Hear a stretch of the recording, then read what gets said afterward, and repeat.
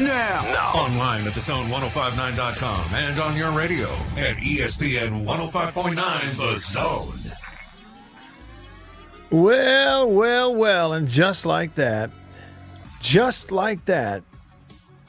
it was Monday. Monday. Hey, mamas and papas, welcome in to the show in the Bureau, the Farm Bureau Insurance Studio. Farm Bureau, go! With the home team. They are your home team at Farm Bureau Insurance across the great state of Mississippi. Your hometown heroes, that's your local Farm Bureau insurance agents all across the state. Available to you in all 82 counties in the great state of Mississippi. I'm Matt.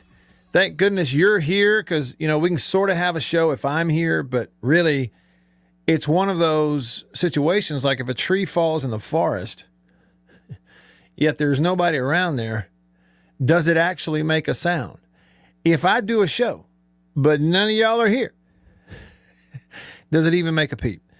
Well, it doesn't matter if it does or not. So I'm really glad you're here. Appreciate you tuning in. And as usual, I'd love for you to sort of take over the show. So feel free.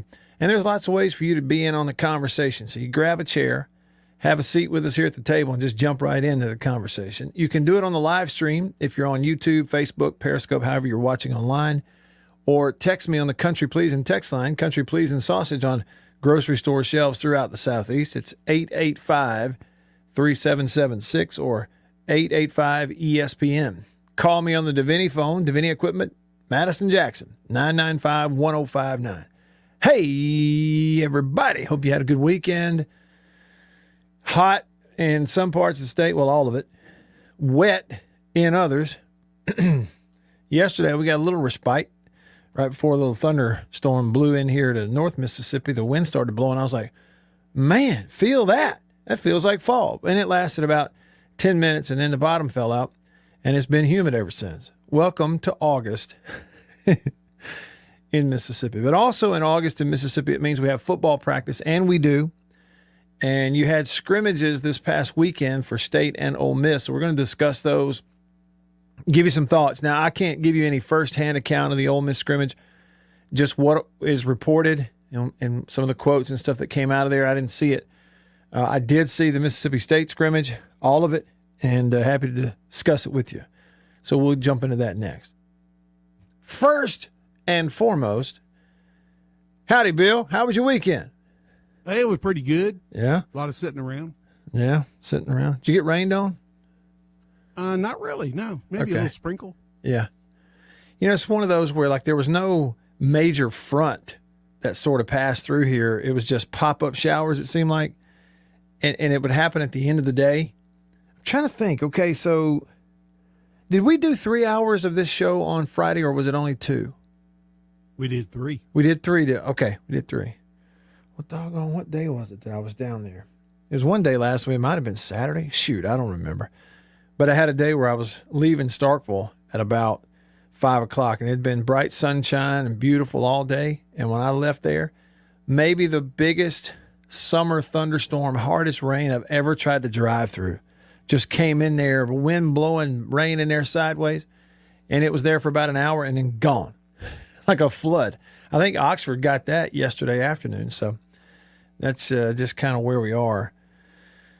But everybody's still practicing. There are some updates on the high school football front because of COVID. For instance, I saw where South Panola, I actually retweeted that.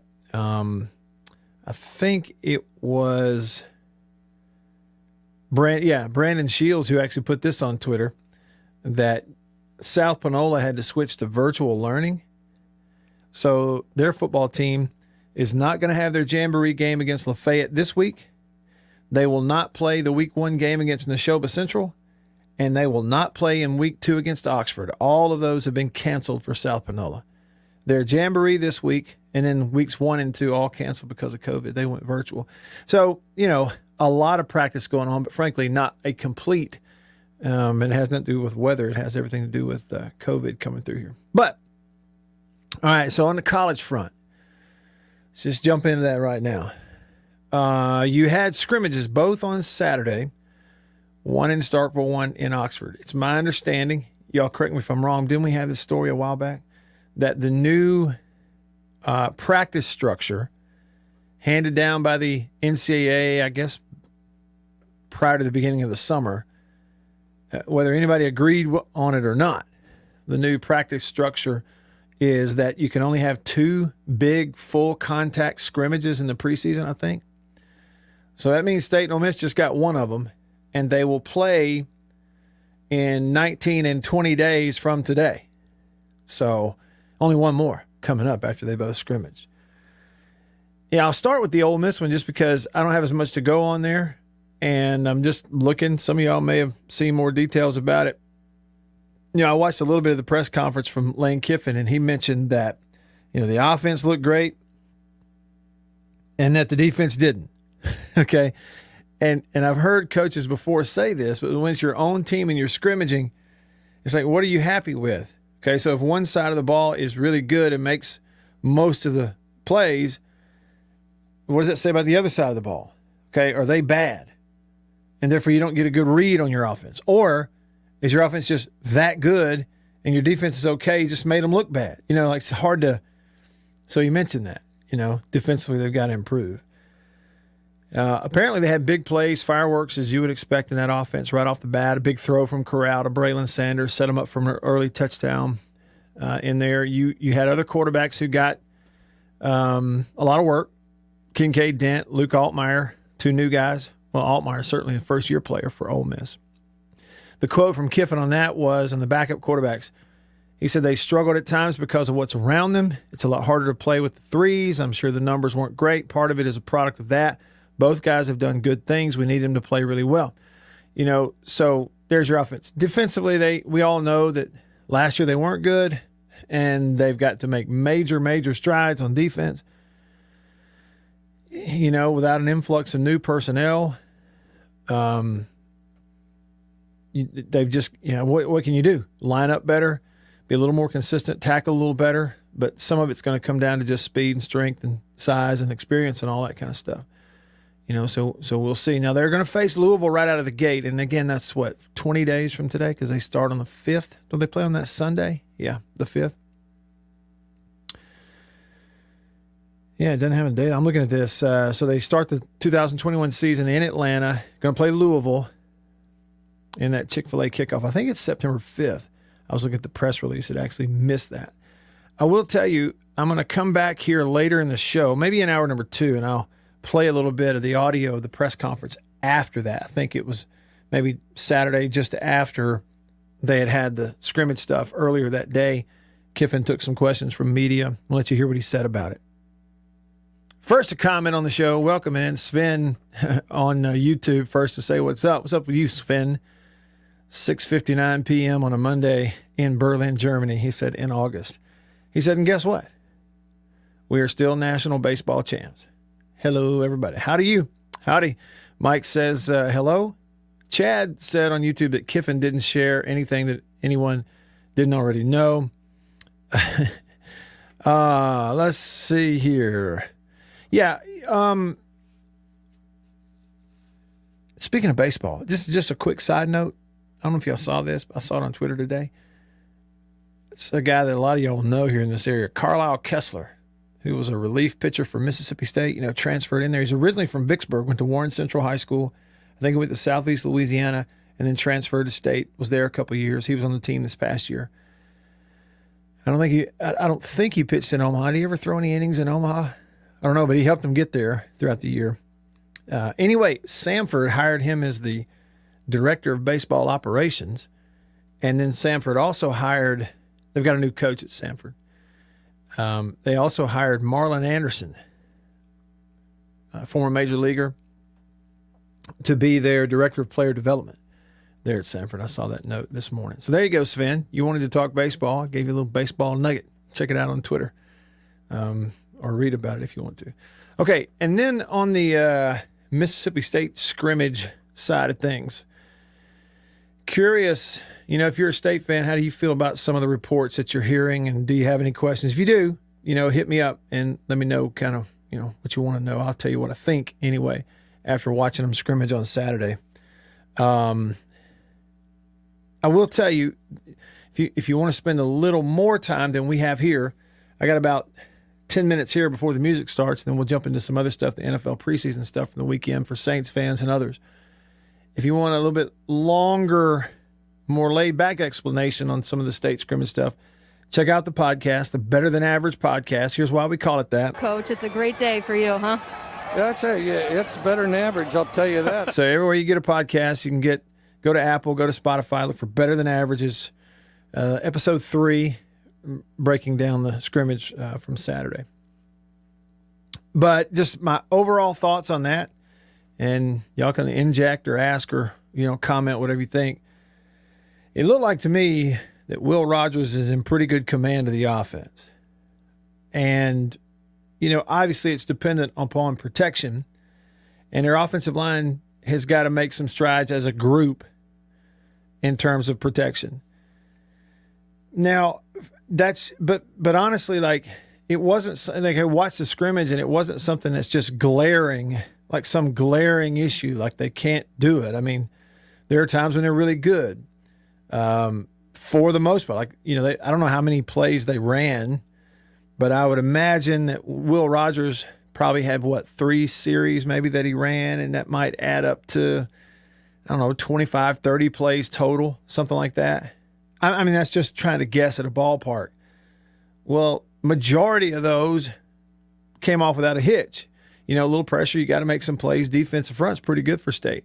So there was only, a handful of times where the protection would break down or somebody would get beat off the edge, but it did happen, okay? So when you get into a ball game, you obviously don't want that to happen at all, ever. So as a group, I think for the offensive line to get from where they are now to where they want to be in 19 days when they have to play a ball game, they still have some improving to do between now and then. Now, honestly, and I know you're playing an SEC schedule, but I still believe this is true. Not every defensive front you play this year is going to be as good as the one you're practicing against. That's true also. So there you go. I mean, and it's kind of being nitpicky because overall, offense wasn't bad at all. Felt like they did what they wanted to do. First 2 quarterbacks protected the ball. Young guys got some work. So that jumps out. Chance Lovertich ran got all the number 2 snaps, did a pretty nice job, had a pretty decent completion percentage. I don't know that he ever had that big completion vertically up the middle of the field. I know he had one deep corner route that he completed. Might have had another one. I'm trying to think. It seems like he had one that maybe should have been a completion, but the DB knocked it out of there. But did a good job on the underneath stuff, didn't turn it over. So, he's productive, learning it. He's still got a ways to go to maybe be ready to go beat some people if you're playing in the SEC, but, he's getting good reps.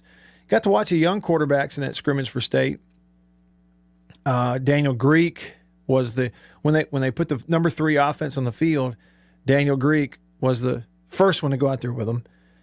And he actually managed it pretty well. He drove them down the field, had some first downs, converted a couple of times throwing the ball, seemed to be able to read and understand where the ball should go.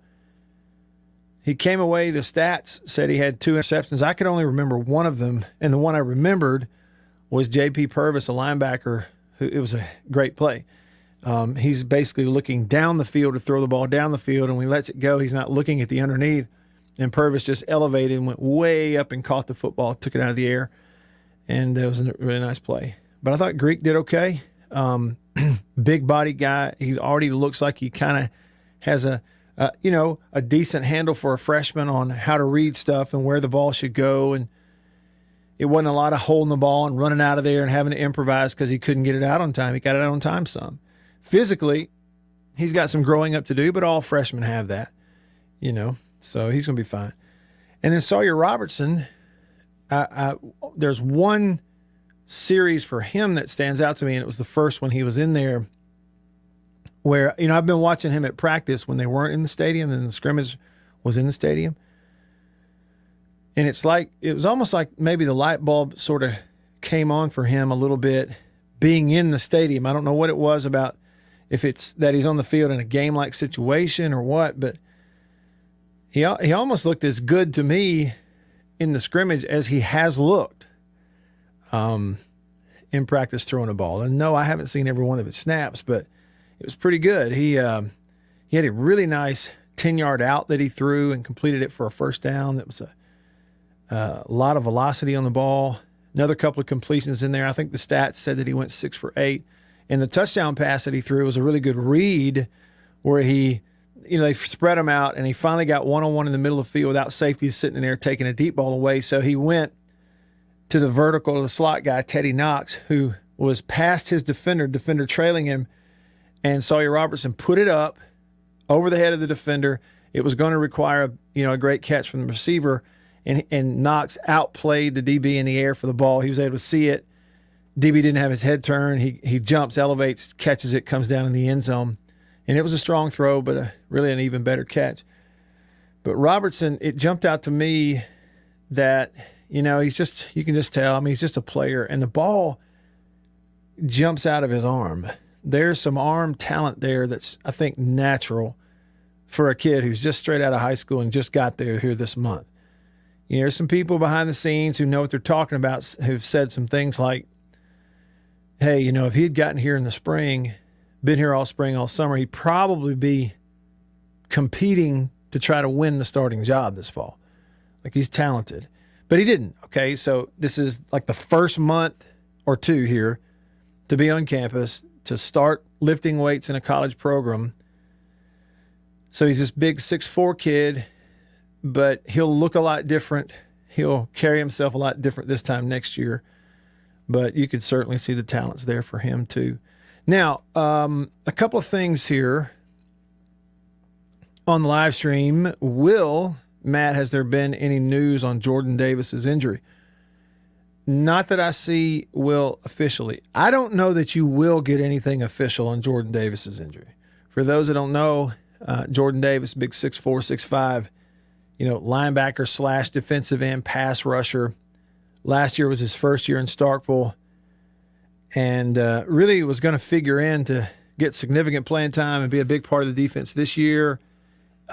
Mike Leach mentioned him like in his first press conference as like the first player he mentioned, this fall practice. And he didn't get to finish the scrimmage on Saturday.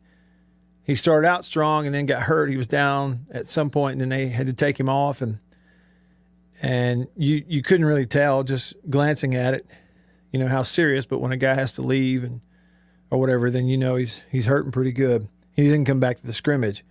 I know there's some rumors out there. I just don't know. There's nothing official on it, on whether it's major, minor. And what I don't know, Will, like I said, I don't know that you will get any sort of confirmation between now and the first ball game if it's major or whatever.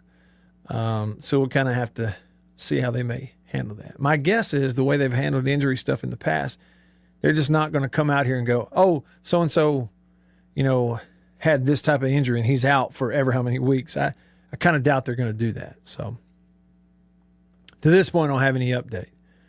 It's fingers crossed stuff.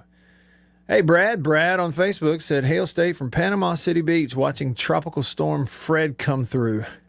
From PCB, huh? Brad, hang in there. Tip of the cap to you. Grab something and hang on. Right? David had a message on YouTube. He said, protect the season, wear masks, get vaccinated, and Hail State. Danny says, Matt, what's the evaluation of the offensive line play? So I kind of gave that to you a little bit earlier. Yeah, I don't think they're all that bad off. And they've got some length. They individually, all those guys look to me like they made some jumps in a weight room. It's a good group. They're going to have some depth. They've got some freshmen who are going to not just add depth because they're there, but because they're pretty good and have some potential. It's coming together, but even in pass protection, when you got guys, you got these wide splits, so teams are always running twists and, in and out, trying to cross up your protection. You're having to hand it off. Everybody's got to work together, and it's, offensive line play is a lot like playing zone defense in basketball. Everybody moves together. It's like we're all connected. And if I move out, you got to move out. And somebody's got to fill in on the backside, and all this stuff. And it takes a little while to get that going, and you got a new center in LaQuinston Sharp, and former tackle and Donald Bill Johnson. He's playing guard now, and you got a former center playing some guard, and I think they're still learning that. And for the most part, it's good, and I think they like who they have. It's just learning how to do it with every single front the defense throws at you, nailing it every time without having any issues. And they still have work to do, but I think they have the pieces, honestly. Rick commented on Facebook, and he said he's watching from the Dixie community. He said, better than average is a fun, knowledgeable listen. Will Rogers needs to work on avoiding sacks, even if there is an offensive line breakdown. Well, yeah, he does. But that's kind of the same for every quarterback. Every one of them. They're all pretty much the same. If it breaks down, you still have to figure out a way, right? You got to move. You got to run. Or get the ball out of there or something. But, it didn't make him any different than anybody else, to be honest with you. There's a few more questions on the live stream. I'll get to some of those. Denzel, I got your text. We'll open it up. I will give you a hint. Denzel's text is about the Saints, and that'll be a good jumping off point because I watched them in the preseason. Did you watch Saints and Baltimore in the preseason? I did. I watched a bunch of preseason football. Got some highlights and a few thoughts on that for all of us NFL degenerates. That's all coming up as we start things off on a Monday. I'm Matt in the Bureau. Stick around.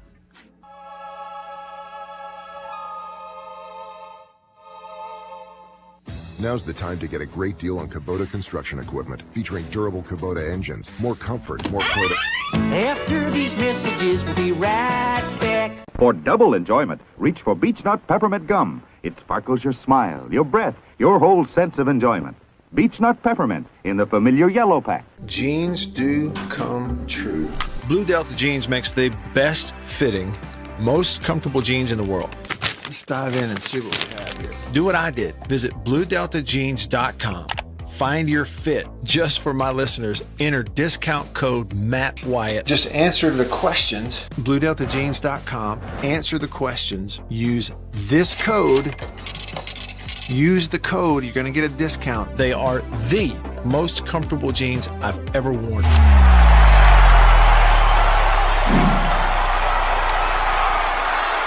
Farm Bureau Insurance stands ready to provide financial relief to our communities in this time of crisis. This includes a one-time credit to all personal auto policyholders, a donation of $500,000 to the Mississippi Food Network, and additional payment options for those hit the hardest, all while continuing to service customer claims as well. But this is the time to go above and beyond. These are a few ways we're keeping the Farm Bureau promise. To learn more, talk to your agent or visit us online. Go with the home team.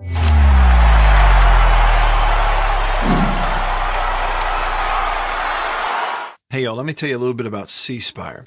New stuff in 2021, including 5G coverage. If you go to their website right now, cspire.com, you're going to see their no bull, which, by the way, I love the Super Bowl ad with the slow motion bull. You're going to see that on the website. But look, they're right. There's been a lot of bull over the years in your wireless bill, depending on if who you were with. And my experience with C Spire is just like they say, there's no bull. I know what it's going to cost me each month. I know what my coverage is the number one coverage in Mississippi, period, the number one network. And they've got 5G phones that are 5G ready. Now, I have the new iPhone 12 Pro Max, got it at C Spire, went and did curbside at my local C Spire location and did the exchange where I traded in my old one, got the new one, and it's 5G capable. And we've got 5G coverage in parts of Mississippi, and it's just growing by the day.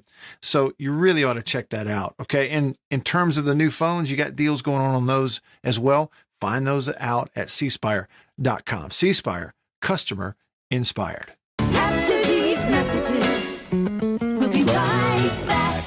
Every farmer understands their farm can't thrive without some good partners like sun, soil, and rain. And farmers in North Mississippi also rely on another important partner, Mississippi Land Bank, because land and farm financing are Mississippi Land Bank's primary focus.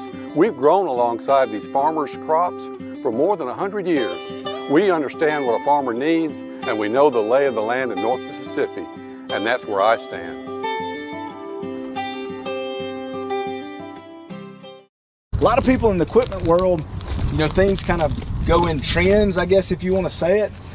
So kind of the first big thing that we look at when we start evaluating our business is going to be our turf equipment. That's kind of the first big push, because once everything, the water dries up and the grass starts growing, this is what everybody's looking to get. We carry the new REAX stand-up mower. Doesn't look like much, but this thing is, and it costs just as much as zero turn. Not a cheap unit at all. I mean, if you go out there and look at that zero turn, this thing right here, I mean, it's got all your components from your big pumps to your commercial engine to your large steel deck. And these guys were the first ones to make the standard mower. Better buy bird's eye. Better buy bird's eye. Yes, always look for this Bird's Eye Bird, your guarantee of top quality frozen food. And your big Bird's Eye buy this week is Bird's Eye Orange Juice. Easy, you can serve it in a minute. Thrifty, it will save you money. Orchard fresh and delicious. Better buy bird's eye. Better buy bird's. Get back to our little talk. Right here on the Matt Wyatt Show. All right, back with you. Rolling along here. Just getting started on this Monday. Kind of feels like a reaction Monday because there's a bunch to get to. For me, anyway. I enjoyed talking about some of the preseason football when you get to see it. You know, last year was weird. A lot of stuff didn't happen this time of year. It's happening now, getting to go to practices and scrimmages and all that jazz. So getting to see it sort of really ramps it up for me. And as best I can, I'll pass it along to you. And then getting to watch the preseason games, I enjoyed that. So we'll get into that in just a second. A couple of things on state. Regarding Jordan Davis, Will commented on YouTube and said that some were saying that he tore his ACL. Others were saying that it might just be a high ankle sprain. Leach usually doesn't talk about injuries. And I was just wondering if the rumor mills had anything else. Yeah, I hadn't heard anything else, I'll be honest with you. Well, and I saw it and kind of saw how they treated him, but you know, the way the trainers, reacted to him, the way he reacted, the way they took him off, there's just no way to tell which it was, to be honest with you. And it's not fair to speculate on it until they tell you something. And it's a waste of time to speculate on it, frankly, until they tell you something. Yeah. All right. And then Chamberlain said, where is Jack Abraham? I don't know, but, as far as where he is, that's, it's not I wouldn't say it's a sore spot, but it's a disappointment, certainly, because that's a really experienced guy. I mean, you're talking about a guy who coming into this year has already thrown for over 7,000 yards in his career. He's played in Division I football. He's played in big stadiums and ball games in Tuscaloosa and some others because he was at Southern Miss. And, to not have him in there competing, you're probably not as good a football team overall. Whether he was going to go challenge for the starting job, win it or not, you're probably not as good a football team overall as you would have been had he been out there. So whatever those lingering issues are post-concussion that are keeping him out, first of all, your concern is for him first and foremost, more than anything else. You're hoping it's not too bad, long-term especially. But it does effectively just take him out of the mix. Like I said earlier, I don't foresee, it's hard for me to imagine a scenario where a guy at that position would miss this much practice time, let alone these specific practices, the first ones of fall camp, and be able to come back at some point and insert yourself into the competition and all that. It's hard to imagine it. Maybe it'll happen, but in my head, you miss that many early on first part of camp. You even get all the way to the first scrimmage. You're less than 3 weeks from the first game. This one's pretty much gone for him. And then who knows? Maybe that's what's best. For sure. All right. Country Pleasing text line 885-ESPN. What did y'all think? Y'all have any observations on the NFL preseason weekend? I did. Let's get into it right now. First up, who dat? We have it. Who that? Who that? Who that? Who that? Who that say they gon' beat them Saints? All right, so Jameis and the Saints, or is it Taysom and the Saints? Which one is it? Well, they both played. I tell you what, and the way that Taysom Hill started the game for the Saints, you're like, oh boy, wow, look at this. I'm talking moving around, throwing on the run, throwing from the pocket, big play after big play after big play, gash pass plays, and then sort of the wheels kind of came off after it was not the whatever they had scripted to begin it. I say wheels came off, it just wasn't as good, wasn't as sharp, right? A little bit of inaccuracy here created or led to a turnover, and that's all it takes in the NFL. So then you start going, well, I don't know. And then Jameis Winston comes in. He plays, but it was kind of a little bit up and down. He did throw a touchdown pass. Jameis Winston from under center. Looks to the right. Fires to the back of the end zone. He's got a man for a touchdown. And coming down with a reception is little Jordan Humphrey, which I would imagine will make big Jordan happy. Well, White Denzel texted the show and said, he says, I think the Saints may have found their quarterback, and it's not Jameis or Taysom. It's their 4th-round pick from this year's draft, Ian Book. He said, keep this text for future reference. Calling it now. How about that? What are the numbers? We'll look at the numbers. I just know this. They had, a team 6 turnovers in a preseason game. So for that reason, after it was over, the reporters were trying to get Sean Payton to talk about the quarterback stuff, and he wouldn't do it. How would you compare Hill versus Winston? I'm not making any comparisons with the quarterbacks right now. It doesn't matter who really with 6 turnovers, right? I mean, I thought it was a kind of a convenient way to avoid it for Sean Payton. The numbers, as you say, Ian Book goes 9 of 16. Now, that ain't just spectacular, let's be honest. 9 of 16 is not just wonderful. He did go for 9 of 16, 126 yards, no touchdowns and a pick. My thing is I watched it too, Denzel, and I don't see, not based on that game, I'm not sure how you or anybody could go, oh, yeah, he's their quarterback, not the other two. Based on that game, unless it's practice or something else, just watching it, I don't know how you say, well, that's him, honestly. Jameis Winston, can't dwell on the mistakes. He did throw 1 interception. One of the things I try to take pride in is just staying present. I think it's so important to have great awareness of your teammates, have great awareness of the situation and the feeling of what's going on. But I think, the job requires as a quarterback to be able to snap and clear and move on to the next play. I think Coach Sean Payton does an excellent job of preaching that. We have to be able to forget the past and move forward. And that's kind of what we're going to do with this game. But as when we're executing, I'm all in, man, because I cherish every opportunity that I get. Sean Payton is not happy with that first preseason game. 6 turnovers, 10 penalties. You're going to struggle, and we were fortunate to even be that close, honestly. To be ahead at halftime, I thought defensively we did a real good job, especially in the first half.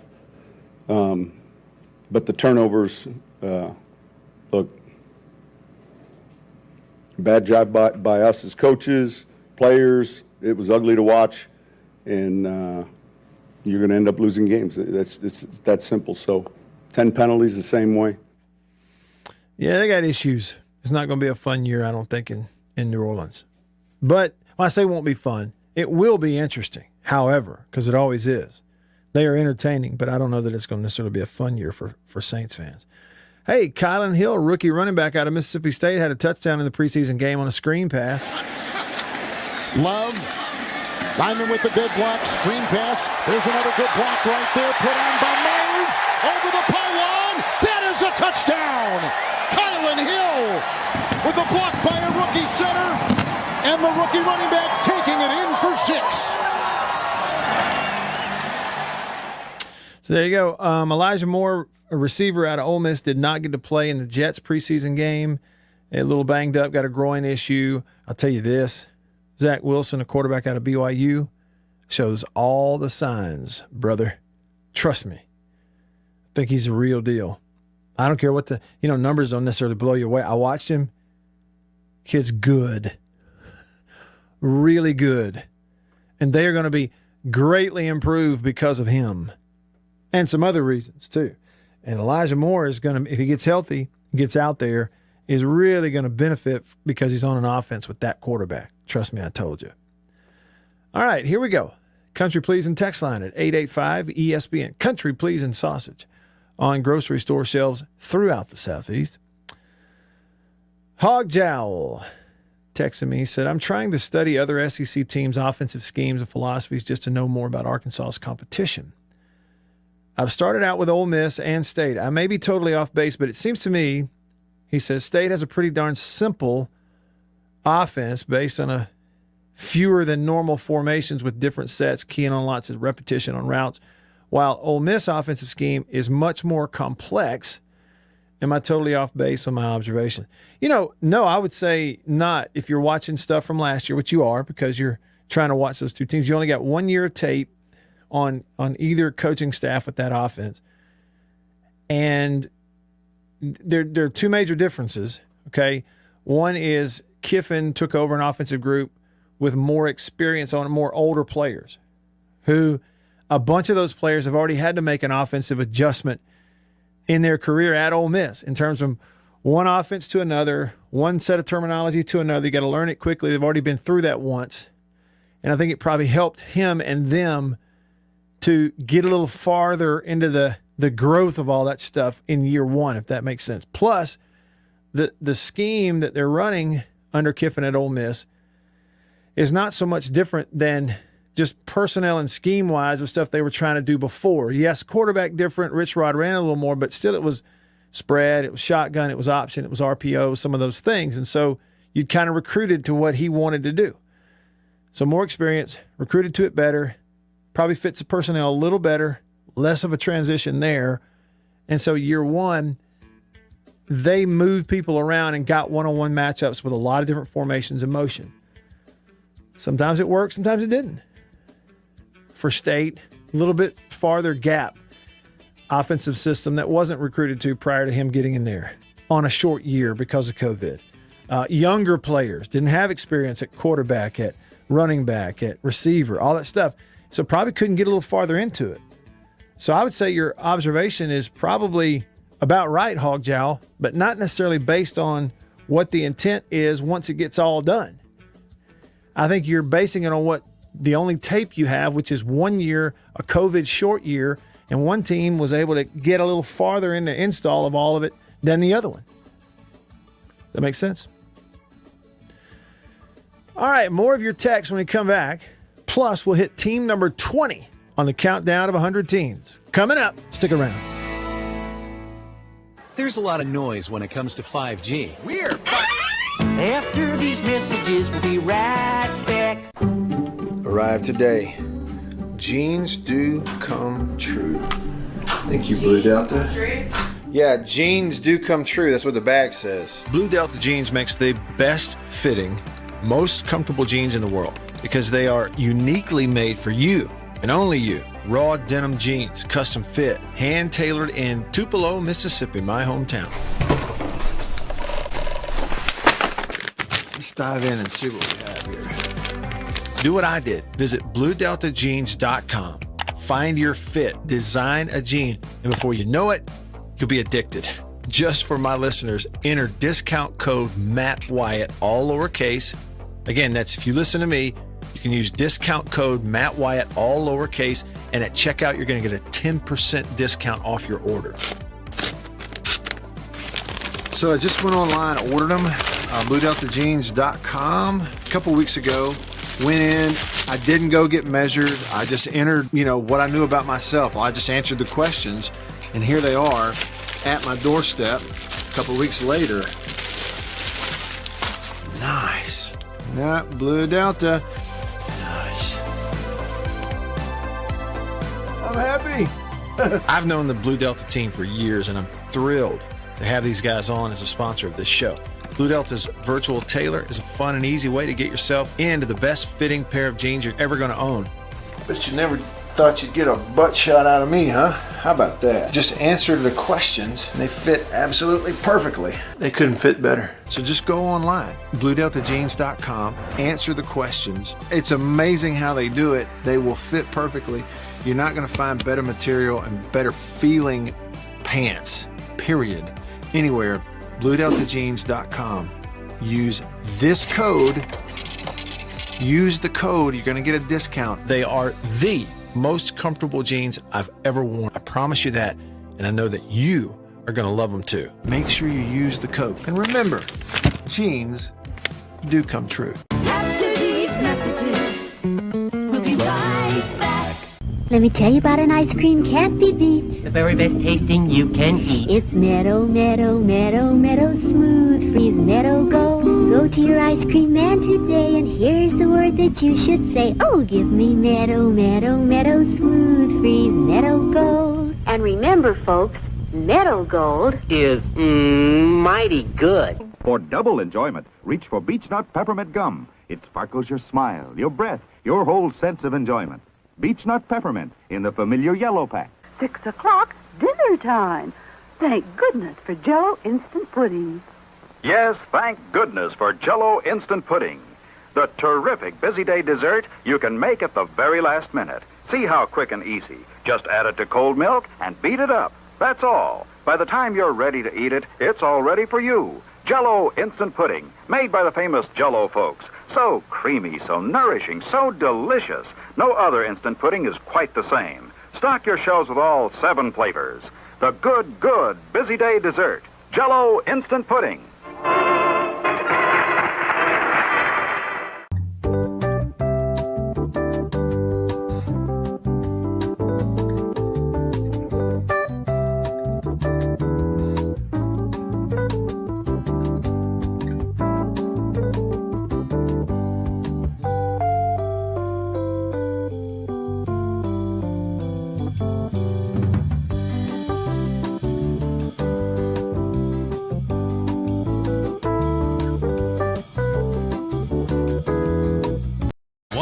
The Zone and worldwide online at the Zone 1059.com.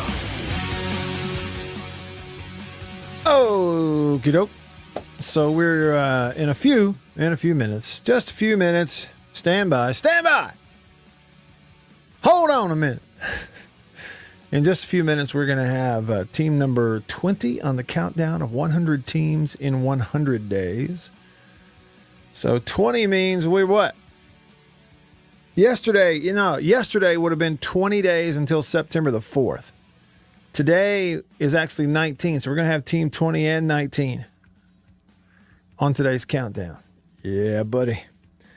It's getting close. Like that monkey who sat his tail on a railroad track, it won't be long now. Nick texted the show, and he said, hopefully next year it'll be Aaron and the Saints. You talking about Aaron Rodgers? If you think the Saints and the NFC South are entertaining now, and they are, you just wave your little magic wand there, Nick, and give me the NFC South, Tom back at what, 46? Gonna try it one more time and send Aaron Rodgers to New Orleans. Yep. Come on with that. Bring it. Come on with it. That would be fun. I wonder how Louvier feels about it. Well, we don't have to wonder. We can just ask him. He's on the Davini Equipment phone line. Davini Equipment, Madison and in Jackson. Louvier, thanks for calling. What's up? Good afternoon, gentlemen, and Go Saints. I agree. Was that Real C that said Ian Book looked best? Yes. No, it was Denzel who said that. All right. Yeah, Denzel. Thanks, Denzel. I agree completely. It was like you were in my living room yelling at my TV along with me. Jameis Winston took a snap, his first snap, and handed off tackle left and tripped the running back. When I was a 4th grade coach and my son was the quarterback, and I asked him when that happened, I said, if we'd have done that at practice, what happens? He said, everybody drops the ball and runs to the other side of the field and back. You're either going to be the smartest team or you're going to be in the best shape is what I always coached. And I would have taken Winston out right then. You tripped the running back, really? You don't have footwork down? You're professional. Go home, please. Take your Heisman Trophy and leave. Anyway, I thought Davenport looked really, really good early. They were having a hard time blocking him. and he wasn't doing anything special, just bull rushing the dude right into the quarterback. I thought our rookie cornerback from Stanford looked really good, and Adobu, anyway, whatever his name is. And I called a couple of weeks ago, or maybe I texted and said, Marquez Callaway is our wide receiver when Michael Thomas is out. And he looked really good. Of course, then he fumbled the ball right when I was saying, yeah, that's my guy. And then he fumbled. 6 turnovers, 10 penalties, pre-snap penalties. Pre-snap penalties on the offensive side of the ball will make you lose. I don't care if it's pee-wee football, pro football, or anywhere in between. It doesn't matter. Pre-snap penalties on the offensive side of the ball will kill you. Football's an easy sport. You got to block, you got to tackle. You got to learn how to snap the ball on time. For goodness sake, everybody fires off and the center doesn't snap the ball. It's going to eat my hat, but it wasn't the right flavor. It was not a country-pleasing sausage hat, and I was lucky about that. Anyway, preseason football, it gets me fired up. Go Saints. Love your show. Thank you. Yeah, I totally understand it, Louvier. I totally understand it. And I'm telling you, so I'm watching it, and I'm going, at the beginning of that, I'm watching Taysom Hill. What was he on? I could actually find this right here. Okay, so that first drive, and he goes out there, starts the game for the Saints at quarterback, and it was an 8-play drive into the fumble. All right, so I'm looking for the first play. They've got the play-by-play all mixed up here. All right, so he hits Callaway for 10. He hits him again for 28. They run the ball. Short pass. He hits him for 23. You got these big gash plays, and you're like, wow, this don't look half bad. And then after that, okay, so you end that drive with a fumble, and then you come back and next possession, it went, and I don't know if it was a thing where they had some stuff scripted and knew what they were going to get, and but it could be anything. But it really did. It was such this up and down thing, and right off the bat, you're like, boy, this looks good, and then it looked terrible, and then Jameis, boy, he looks good. Big play in the middle of the field, and oh boy, he trips a running back, and an issue with the penalties, and it's sloppy, and which kind of is frankly an indication of the leadership on that side of the ball, and which I don't know what you do about it, but I saw it too. Now, I mentioned Elijah Moore didn't get to play for the Jets. You can just see it right off the bat. Zach Wilson is a real deal. Dog Tired in Florence says, I hope Ole Miss's Elijah Moore doesn't suffer the same fate as MSU's James Johnson groin issues. Rushed for 200 yards against Alabama and barely 200 yards at the Dolphins. Well, yeah, I remember. That's it. It was either groin or hamstring. Just chronic thing he couldn't get through, and it ended his NFL career. Yeah, I mean, you certainly hope not, and they'll take it easy with him. But they've got a quarterback for the Jets now. There is no doubt about it. Saw where Minshew didn't play bad at all. He did have the one interception. But I say it's just throwing a Hail Mary before halftime. That's why there's an interception there. It's not like, and it's a preseason game. It wasn't even really a Hail Mary. It was just, hey, we're at the 50. We got one play. Everybody go to the end zone. Let's see if we can throw a touchdown. And the jump ball didn't get there because he got pressure, and it was an interception. So, that's one the coaching staff didn't even really give that a mark against Minshew, and he didn't play poorly at all. But they kind of gave the other guys more snaps than they gave Gardner for Jacksonville. Y'all text me on the Country Pleasing text line, 885-ESPN. Comment on the live stream. Do that as well. Sven says, Ian Book is a fighter. He got better at Notre Dame every year. It's all new to him, and he'll pick it up. He's getting there. Let's see, he said Taysom Hill doesn't look like a starting NFL quarterback on a team who want to compete for a Super Bowl. I think a lot of people kind of feel that way. There were a few of these others that jumped out at me. Okay. Love, the quarterback in Green Bay, didn't really look that bad, did he? Jordan Love. I know got a little banged up in the game. I think they think he's going to be okay. nothing about him just jumps off the screen at you, but he certainly seemed more than capable of being a quarterback in the NFL. And it's just a preseason game, but the kid for San Francisco, Trey Lance, he's 6'4", 220, but he's really athletic. He's not like feeding concrete, mechanics are prototypical out of the year.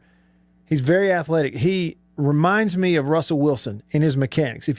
I would almost bet you, this is just to the naked eye, if I were to go get tape of Russell Wilson and kind of sync it up at the same time of their drop and throw and release with Trey Lance looks like a bigger version of Russell Wilson. They kind of run the same way. They kind of throw the same way. It was interesting to see that, and it immediately jumped out at me that way. I may even do that and put a video out there just to prove a point. But he looked good. Athletic, really strong arm, lots of zip.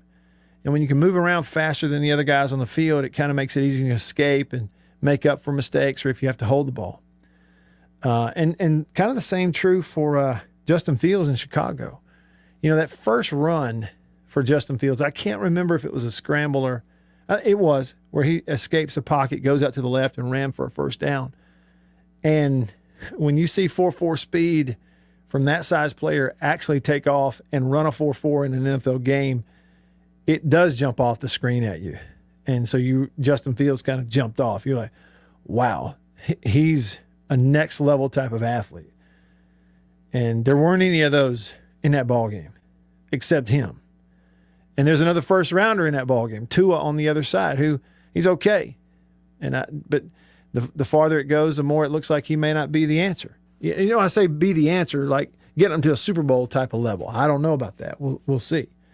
Certainly seems like a great kid, and he's good, but man, Fields, big, tall, strong arm, running 4.4, great athlete.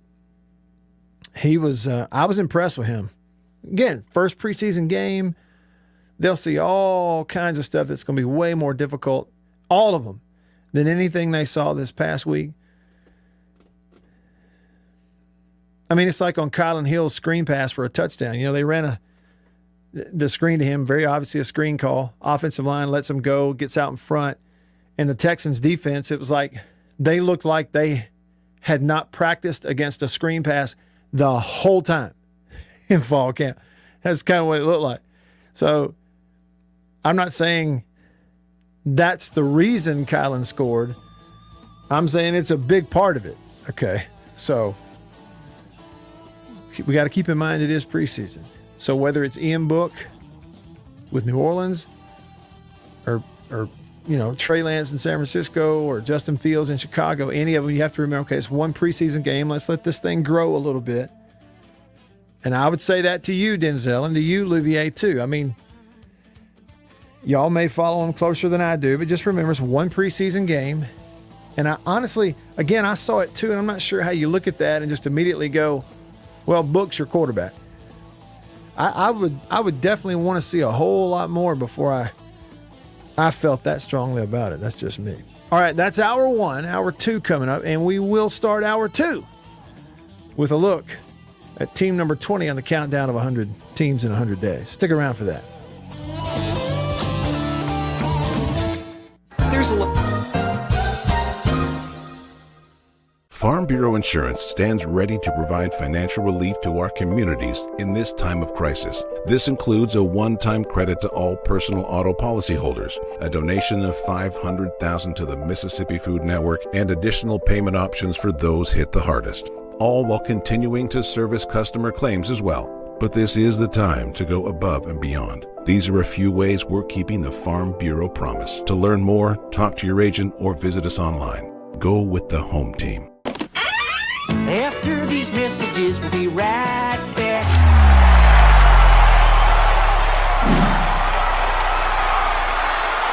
We are about to have a fire and cook some sausage. A country pleasing sausage is outstanding whether you cook it over a fire or in the house. Cook some of this right here. It's green onion flavor. You see that?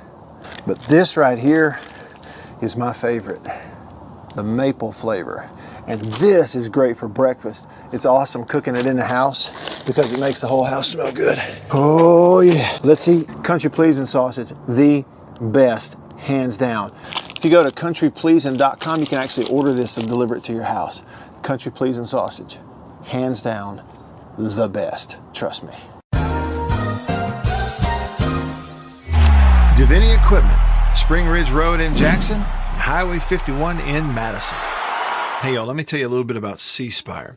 New stuff in 2021, including 5G coverage. If you go to their website right now, cspire.com, you're going to see their no bull, which, by the way, I love the Super Bowl ad with the slow motion bull. You're going to see that on the website. But look, they're right. There's been a lot of bull over the years in your wireless bill, depending on if, who you were with. And my experience with C Spire is just like they say, there's no bull. I know what it's going to cost me each month. I know what my coverage is the number one coverage in Mississippi, period, the number one network.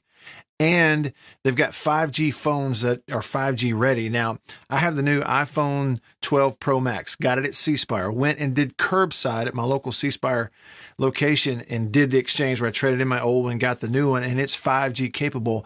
And we've got 5G coverage in parts of Mississippi, and it's just growing by the day. So you really ought to check that out, okay? And in terms of the new phones, you got deals going on those as well. Find those out at cspire.com. C Spire, customer inspired. After these messages, we'll be right back. Jeans do come true. Blue Delta Jeans makes the best fitting, most comfortable jeans in the world because they are uniquely made for you and only you. Let's dive in and see what we have here. Do what I did. Visit BlueDeltaJeans.com. Find your fit, design a jean, and before you know it, you'll be addicted. Just for my listeners, enter discount code Matt Wyatt, all lowercase, BlueDeltaJeans.com. I just entered, what I knew about myself. I just answered the questions, and here they are. Nice. Yeah, Blue Delta. Just answered the questions, and they fit absolutely perfectly. They couldn't fit better. So just go online, BlueDeltaJeans.com, answer the questions, use this code. Use the code, you're going to get a discount. They are the most comfortable jeans I've ever worn, and I know that you are going to love them too.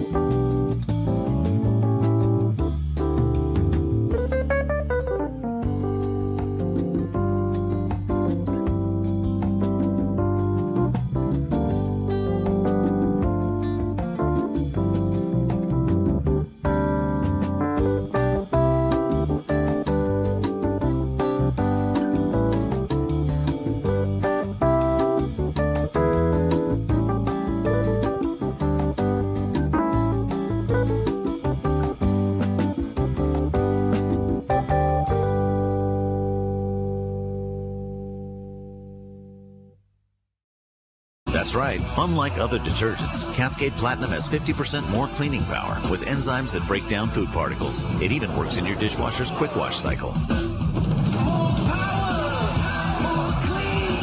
So skip the pre-rinse and switch to Cascade Platinum with 50%. WRKS Pickett's Jackson. Hi, John. It's time to get back to the Matt Wyatt Show. Live in the studio. Online at thezone1059.com and on your radio at ESPN 105.9 The Zone. All right, here we go. Off and running hour number 2 with you in the Bureau, the Farm Bureau Insurance Studio, Farm Bureau Insurance. Go with the home team. They are your home team at Farm Bureau across the great state of Mississippi. Your hometown heroes. That's your local Farm Bureau Insurance agents. We talked scrimmages from the weekend, a little NFL preseason stuff in hour 1. A lot to get to here in hour 2, including some teams in a countdown. We'll get those here in just a few, maybe about 3-4 minutes from now. Later today in hour 3, we're going to talk with my friend Jim Dunaway from over in Birmingham. He and his co-hosts formerly of the big sports radio station there in Birmingham and did a show called The Roundtable. They've now branched out and kind of doing their own thing. It's all digital, and it's called The Next Round, and I find it really fascinating, interesting. Kind of get the details from him in a college football crazy state of how they're going to jump out and kind of do some different stuff. And I'll fill you in because it may be content. I think it will be content that you'll probably want to tap into at some point. So I give you those details. Real quick, for the college thing, there's a few texts here on the Country Pleasing text line. 885-ESPN, that's the number to text. 885-ESPN or 885-3776. How about this? In back-to-back texts, they were 2 minutes apart. Nick texted the show and said, Gardner Minshew is better than anything the Saints have, no doubt about it. 2 minutes later, Anthony from Tupelo. Okay, 2 minutes and, 150 miles apart. Anthony from Tupelo says, Minshew is better than any quarterback the Saints have on their roster right now. Now, it's hard to argue with that. I'll be honest with you, it's hard to argue with that. And I know that Jameis Winston is sitting there as a Heisman Trophy winner and won a national title and a Heisman Trophy in college and went number 1. Okay, I get it. But that was a long time ago. We got a lot more information now. And I know Taysom Hill is a legit 4'4", 40 guy. He's a super athlete. It's like there's a lot of positions he could play. He could play linebacker if you wanted him to, And he's giving it a go at quarterback after being like a slash player for you. But then you look at Minshew and his career as a starter. Okay, not only what he did his last year in college, but then what he's done in the NFL. You may or may not remember. I wonder, Nick and Anthony, if y'all remember those numbers I brought up to you on Friday's show. We were comparing, we did the unnamed thing. Okay, we're going to go quarterback A and quarterback B. And I'm just going to give you the numbers, and you tell me which one. We do quarterback A, quarterback B. We look at their last year of college, compared those two QBs. We look at their first few years in the NFL. And pretty much in all of them, they were right there together, exactly on, neck and neck, with Minshew just slightly a hair better. And the guy you were comparing him to was Baker Mayfield for the Browns. He gets all the hype and every time, and he's been actually a little better for years. So I would agree with that. It's just, you can't just go out here and handpick everything and everybody you want. Everybody has contracts. Everybody has clauses and buyouts and contract lengths and free agents, stuff, waiver wires, roster limits, and cut days. Louvier says, I agree with Nick and Anthony from Tupelo, but Minshew is still on his rookie deal, and he was not available this offseason. Jags would not deal him, maybe next year. Okay, so you have to look at, and everything he says is true, that's what I'm saying. So you have to look at it and go, Jacksonville, they're smart. They're being smart about it. I mean, they don't care about the Saints. They care about the Jaguars. And sure, you go get Trevor Lawrence. Maybe he is the next best thing to sliced bread, but maybe eventually, but it ain't going to happen right away. We're not even sure he starts right away. We need competition. We need a mentor. We need a cushion. What if we get him in here and he's not ready to be our starter? We got to go win ball games. You can do that with Minshew. We like Minshew. He's the kind of guy you want around your football team. So they're not going to deal him. Rookie deal. Is Minshew going to play for people in the NFL for several more years? Yeah. Are there several teams right now, including the Saints, that would love to get their hands on him? Yeah. Is it a given that Minshew isn't going to be the starter in Jacksonville? No. That's not a given. He may win it. I think Urban Meyer's telling the truth when he says, I love this guy. He brings it every day. Okay, so, and if you look at the numbers, so Lawrence threw the ball 9 times, Minshew threw it 8. You know, Gardner had the pick. He had to throw a Hail Mary just before half because he happened to play the second quarter. You know, Lawrence was not bad, 6 of 9, 71 yards. He had the long play where basically the pass rush, the defense completely broke down for Cleveland. That ain't going to happen too often in regular season games. The pass rush quit.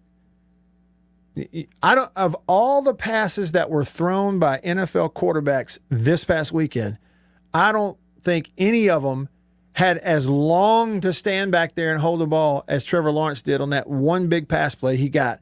And it was still covered, but he threw a perfect ball and his guy goes up and makes a play. There wasn't that much difference in the two. And the thing was, you know, you got sacked twice. Lawrence got sacked twice. And I was watching it. You know, that's going to be one of the things for him. How often was he sacked for Clemson? How often was he under center, dropping back, turning his back on the defense and getting sacked? Those things will unsettle you some when you're not used to it. Is he going to be good? Sure. Is he super talented? Yeah.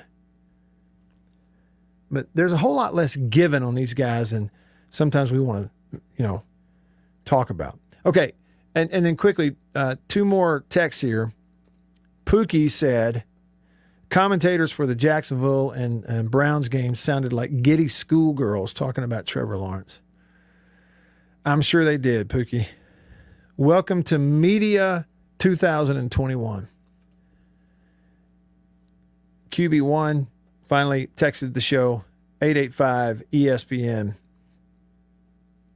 He said, if the Saints defense can play consistently to its potential and we can get or stay healthy, then the Saints can still be a Super Bowl threat. He says a great defense and run game with an average quarterback can still win the title in the NFL. He says, see Eli and the Giants and even Tom Brady last year. QB1, you know, on the premise of you can win a Super Bowl with defense and a run game, absolutely you can. The better examples would be Trent Dilfer and the Ravens. It would be Peyton Manning and the Broncos. Right? Like I say, I mean, there's been other examples. I don't know that Tampa Bay and Tom Brady last year are the best example, but their defense certainly just was a huge part of it because they just got better and better and were playing as good as anybody by the end of the year on that side of the ball. But, you know, I'm pulling for the Saints. I'd love to see it happen. I just don't get that same feeling about them, that they pull that off, that they go out here and go, we're going to get way below average or average to below average quarterback play, and we're going to go challenge for a Super Bowl with defense and a run game. I mean, I still don't see it happening.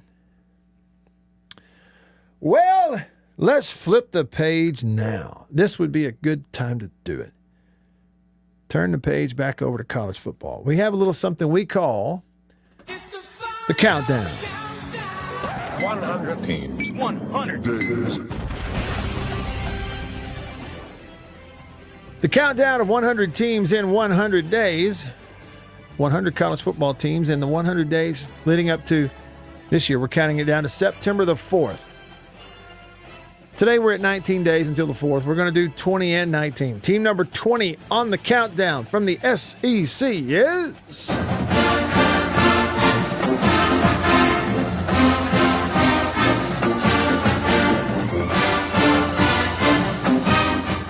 That's Forward Rebels, the fight song for the Ole Miss Rebels.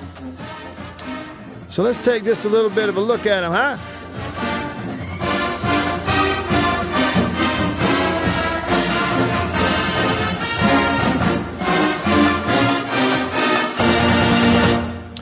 So Lane Kiffin's second year as head coach, obviously, when you look at his overall head coach record, so he goes 5-5 last year.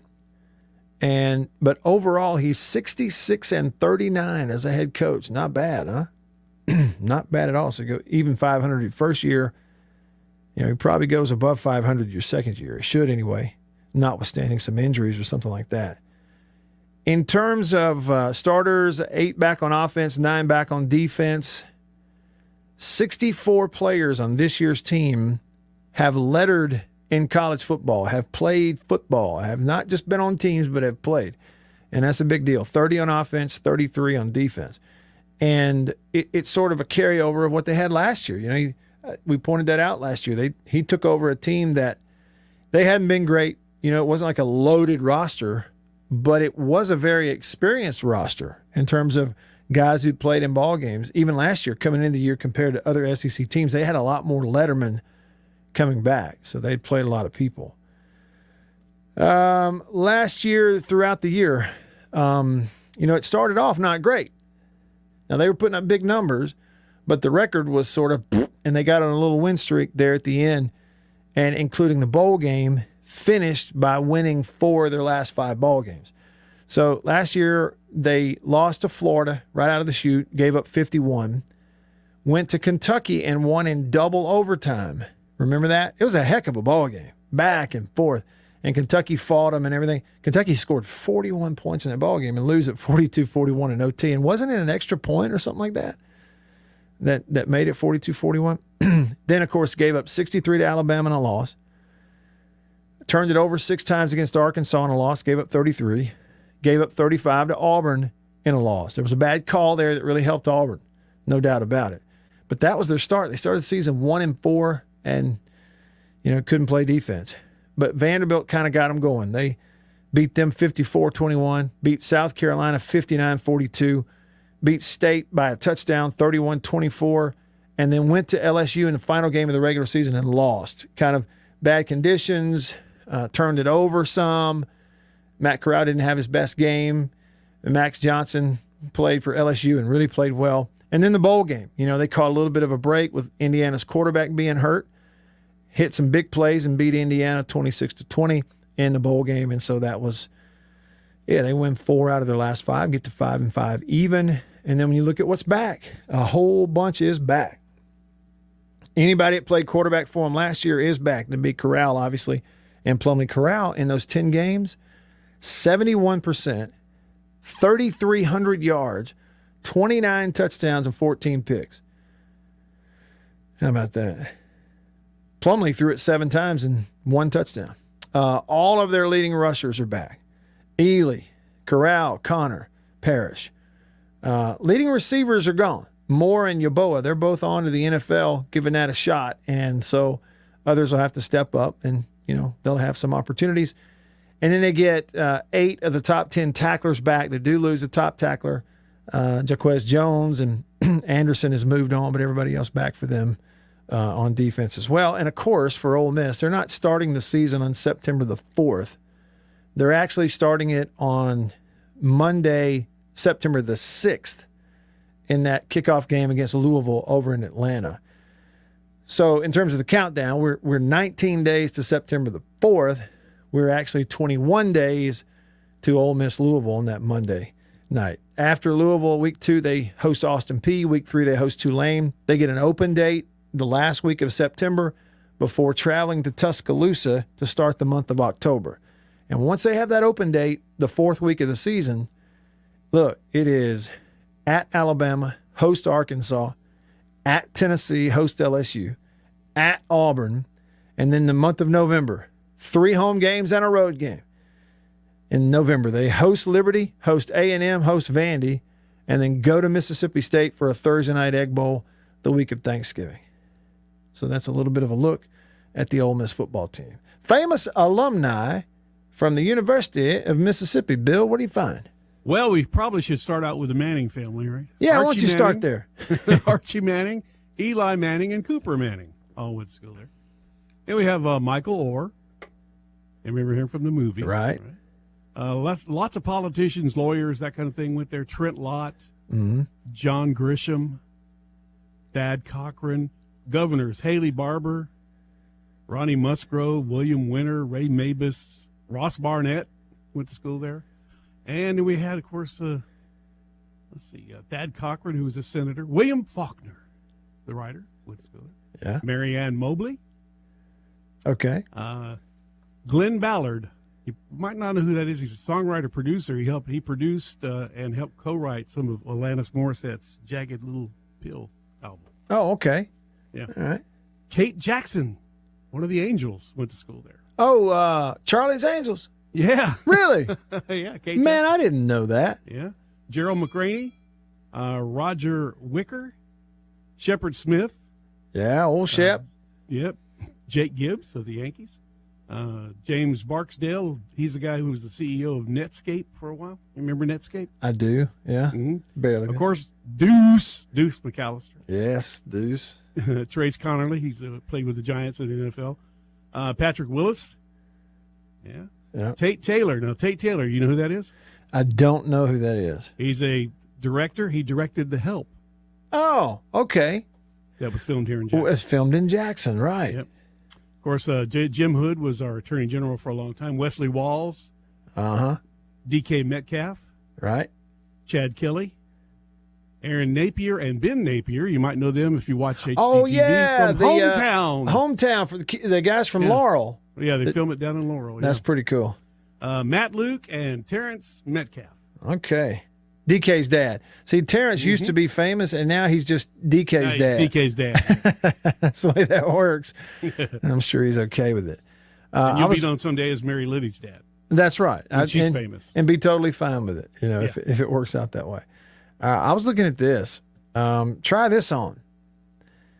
For all the success and everything they had during the Hugh Freeze years at Ole Miss, and they won a lot of games during the Hugh Freeze years at Ole Miss, obviously. It has just been, think about how bad this is and how long this is. Think about, put yourself in the shoes of an Ole Miss fan and how ready you are for some success in football, when I put it this way. If they finish above 500, not in the SEC, I'm talking overall football record for the season this year, if they finish above 500, it'll be the first time in 6 seasons they will have done it. See, and a lot of times, like for me, I'm focused on state. I'm a state guy. We cover them, but I'm obviously looking at state and going to their practice. That's a state guy. Call their games. You state fans, we have all these different, we have a certain perspective, the way we glance at other teams, the way you look at your rival, the way you look at Ole Miss. But you try to put yourself in their shoes. You think about the run that they have been on. Even last year when they had a great offense and showed some promise.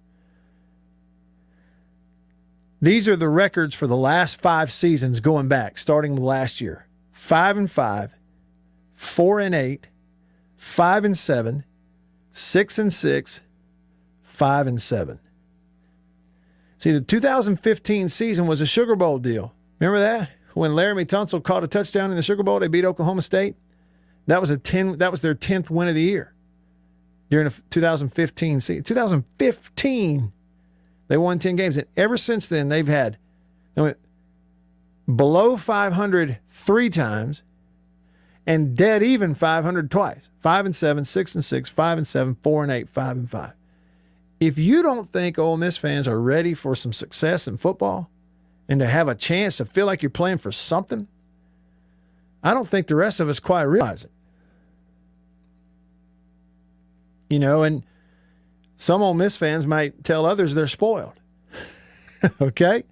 Because, the state fans, you think about it. You think about, the years you had Moorhead. Moorhead's first year, you won 8 games, had 3 first-rounders on defense, and everybody complained. And, frankly, they kind of sort of underachieved because they were so bad on offense. Didn't have a clue on offense in half those games. And the very next year, what did they do the next year? They go 6-6. Or were they one game above? See, I think they went 6-6 and then lost the bowl game, and that's when he got fired. So, I mean, State fans know what it's like to go below 500 or even 500. It's just there's been a few higher spots mixed in there every now and then. Yeah, so sometimes I don't realize that. And it gets away if you're not a fan of that school and paying close attention. But that's a rough run right there. Go back 6 years to find the last time you were above 500. Since then, it's 5-7, 6-6, 5-7, 4-8, 5-5. They're ready. Those folks are ready. I promise you. The diehards are ready. You know how they say that before the games? Are you ready? They'll answer it this year. Mm-hmm. They will answer it. All right. Tony on the live stream said Hugh Freeze made a cameo on Last Chance U. Did he really? When? A recent one? I tell you what I did. I went, Tony, on YouTube and found a copy of the first last week's, opening episode of Hard Knocks with the Dallas Cowboys, kind of behind the scenes of the Cowboys. So Dak's shoulder strain and all that stuff. Pretty interesting. Now, I wouldn't advise letting your kids watch. It's a lot of bad language. But, in terms of the reality of what's going on in the training camp, there it is. There it is. You can watch it. It's not for young ears, I promise you that. All right. We'll hit team number 19, if y'all don't mind. We'll do that when we come back. Plus, your texts, your comments, and your calls. Stick around. There's a lot of noise when it comes to 5G. After these messages, we'll be right back. Better buy Birdseye. Better buy Birdseye. Yes, always look for this Birdseye Bird, your guarantee of top quality frozen food. And your big Birdseye buy this week is Birdseye Orange Juice. Easy, you can serve it in a minute. Thrifty, it will save you money. Orchard fresh and delicious. Better buy Birdseye.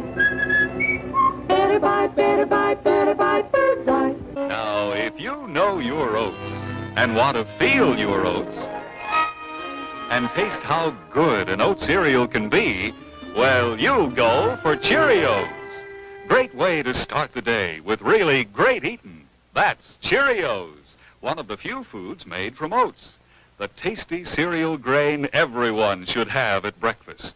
Crisp and golden as only a toasted oat cereal can be. And nourishing? Why, a Cheerios breakfast gives you the power protein that grown-ups need to help stay in trim and youngsters need to grow on. Toasted oat goodness, toasted oat flavor, a delicious power breakfast. That's Cheerios. Let me tell you about an ice cream can't be beat. The very best tasting you can eat. It's Meadow, smooth, freeze, Meadow, go. Go to your ice cream man today, and here's the word that you should say. Oh, give me Meadow, smooth, freeze, Meadow, Gold. And remember, folks, Meadow Gold is mighty good. For double enjoyment, reach for Beech Nut Peppermint Gum. It sparkles your smile, your breath, your whole sense of enjoyment. Beech Nut Peppermint in the familiar yellow pack. 6 o'clock, dinner time. Thank goodness for Jell-O Instant Pudding. Yes, thank goodness for Jell-O Instant Pudding. The terrific busy day dessert you can make at the very last minute. See how quick and easy. Just add it to cold milk and beat it up. That's all. By the time you're ready to eat it, it's all ready for you. Jell-O Instant Pudding, made by the famous Jell-O folks. So creamy, so nourishing, so delicious. No other instant pudding is quite the same. Stock your shelves with all 7 flavors. The good busy day dessert. Jell-O Instant Pudding.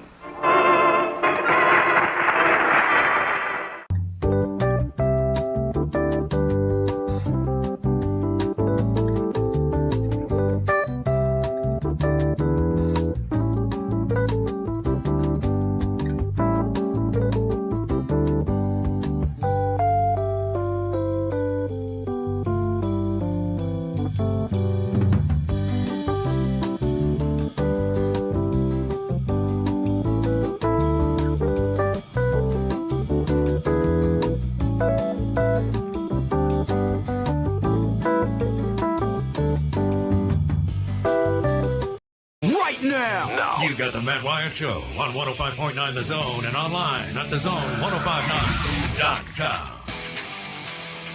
Ba, ba, ba, ba. Here we go. Rolling along with you in hour 2. Starting to say hour 1. I had to remind myself. No, it's hour 2. It most certainly is. I'm Matt here in the Bureau. You can be a part of the show. Lots of different ways for you to do that. I hope you will. Call me, text me, comment on the live stream. Happy to have you. Any way we can get you in here. Grab a chair, have a seat at the table. Tell us what you think. We'll start it off right now on the Davini phone, 995-1059. Chris on line 1. What's up, Chris? How you doing, Matt? Just right. Thanks for calling. First things first, before I forget again, I've been meaning to say something every time I call you. Is what the guy says true? Were you voted the #1 broadcaster or sports broadcaster in Mississippi this year? Well, I don't know about. They have there is an organization, Chris, that gives that out each year. You have nominees, and then people vote on it that are in the industry or whatever. Okay, and it's the National. I think it's National Sports Media Association. I think it's what it's called.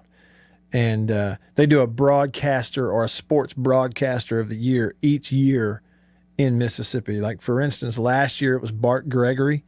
And then this year it was me. And years past it's been others. Like David Kellum's won it like 85 times. I'm exaggerating, but you get the point. Yeah, so that was me this year. Well, just a personal opinion, David Kellum's the only Ole Miss person that I would see winning it and actually getting it.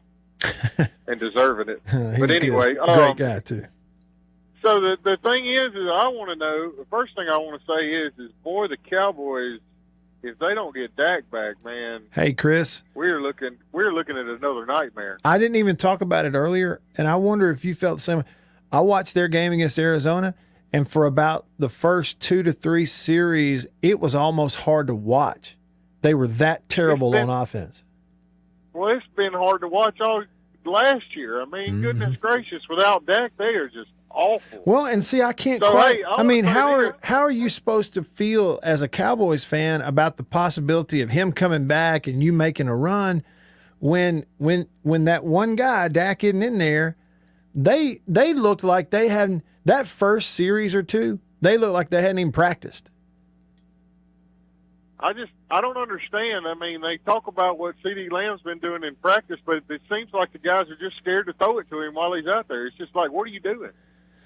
You know, so I mean, the only thing that if I were you and I were a diehard, and I've kind of become quasi-Cowboys fan just because of Dak. I want to watch every game they play and root for him, but it's almost like you sit there, Chris, and go, okay, our hope is that we are not trying to win anything in the preseason. We are strictly trying to be ready for the first game, and that's all, and we just don't even care about the preseason, you know, because it has not looked good. I believe that's completely true. Yeah. I really believe that's completely true. But, hey, what I was going to say is that, you know what? If Dak is truly hurt and Jacksonville's stupid enough to give him up, hey, Cowboys and Jerry Jones, go get Gardner. Don't let the Saints get him. Don't let anybody else get him. Go get him. Because, I mean, he throwing to all those receivers they've got there, man. I think Cooper's very underrated in my opinion. He just really is. He's just that big of a deal. But I will say this. Saints, what are you willing to give up for Gardner Minshew? That's what I want to know. Everybody talks about Gardner Minshew going to the Saints. They are not just going to give him to you. What are you willing to give up for him? And I want to hear that from Saints fans. Are y'all willing to give up another first round for him? Because if you are, yeah, the guy's good and he's from Mississippi. But they didn't lost their mind if they give up another first round pick for him. That's just absolutely crazy. Well, and at this point too, you know, in the time frame, Louvier pointing out earlier in the show, Chris, that Minshew's still in that rookie deal for Jacksonville, and they didn't want to give him up. And what I said is they're just being smart. They're looking out for themselves. They're not worried about. You know, why would you? Right. Why would you? What if Trevor Lawrence gets hurt like what's his name did last year in Cincinnati? What if he gets hurt right away? you got Gardner Minshew right there ready to play, I mean, it would be stupid to give him up. Right. It would. I mean, they would have to give him. They would have to go do something stupid like give up some first-round picks to get him. And I'm sorry, I just don't think he's worth that. I mean, I think he's going to be a good quarterback, but I don't think he's going to be a starter for a really, really long time. I think he's going to be a good backup for a long time in the NFL and make a lot of money doing that. But, Well, I'll put it this way. that's my opinion. I think if Gardner were in, if he were in Indianapolis right now, and there's no doubt he's a starter, even though, they went and got Carson Wentz. I guess the point I'm making is if Gardner Minshew had already been, say, in Indianapolis, I don't know that they go get Carson Wentz. I mean, Carson Wentz he's a dud. Yeah, he's just. He's just a dud, man. I mean, that's like, who do you want to compare him to? Mm-hmm. I mean, Quincy Carter had a couple good years and then stayed hurt the rest of his career. Mm-hmm. I mean, it's just the truth. If Minshew were in Carolina, he'd be their starter. If he were in Houston, he'd be their starter.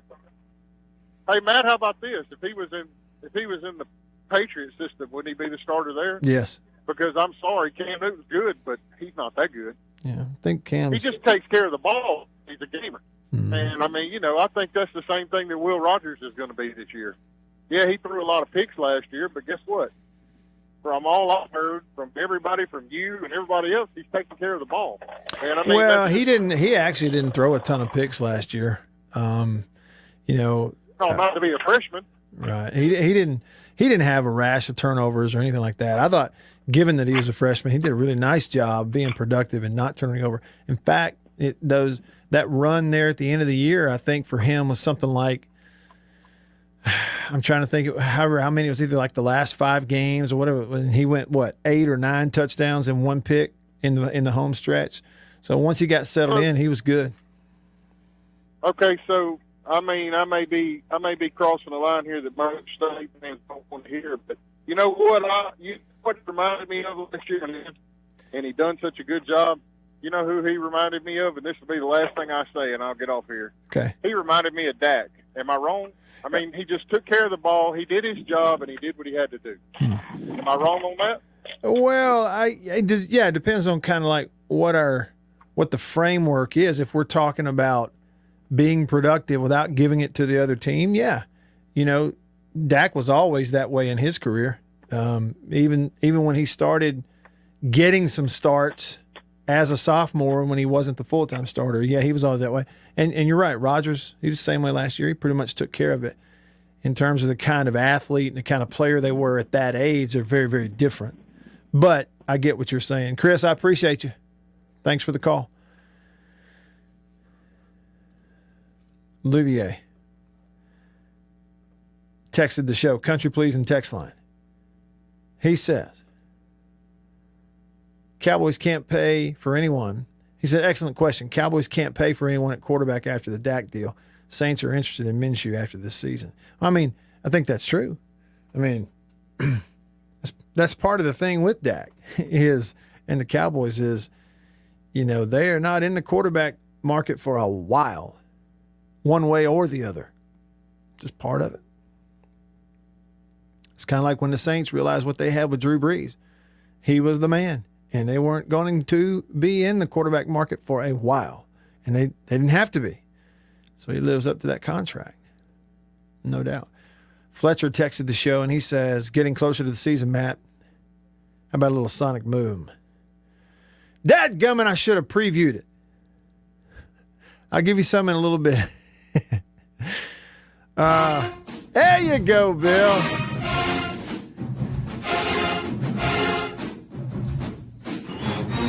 Attaboy. Unnamed texter said, we were talking about Moorhead earlier. He said, I thought Moorhead got fired before the bowl game. No.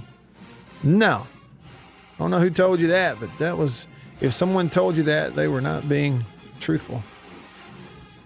The bowl game had a whole lot to do with it. Kyle texted, he said, that's enough from Chris. Talking at the side of your neck.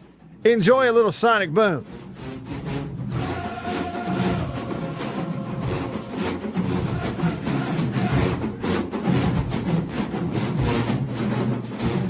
Anthony from Tupelo texted, and he said, I'm not really a Saints fan, but I wouldn't do a first-round pick, maybe a third, fourth-round pick and a backup linebacker or something like that. Well,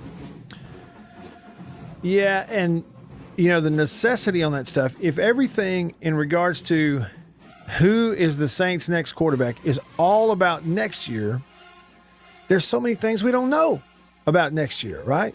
It's, injuries and money and contracts here and contracts there. Who else is interested because they had an injury or they had somebody move on and they didn't necessarily know 2 months ago they're going to move on from. So it all really shifts and changes, and it's hard to what's the right way to say this? It's hard to feel really confident about projecting a year out what's going to have happened in the whole free agent carousel, especially in regards to a position like quarterbacks in the NFL. It's just hard to do it. It is for me anyway. I mean, it's just tough. This we do know, though. You can say this we know. There are several NFL teams that'd be a whole lot better off if they had Gardner Minshew right now. Jacksonville knows what they have. Okay?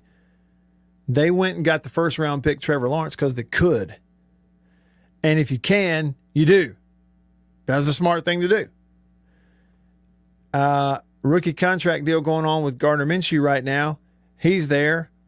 You make sure he knows, hey, compete, win a job. I'll be happy for you to play for me. He can watch you for a year.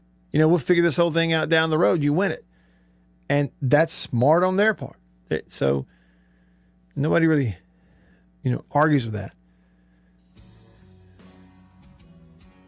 But if you just want to have a fun conversation,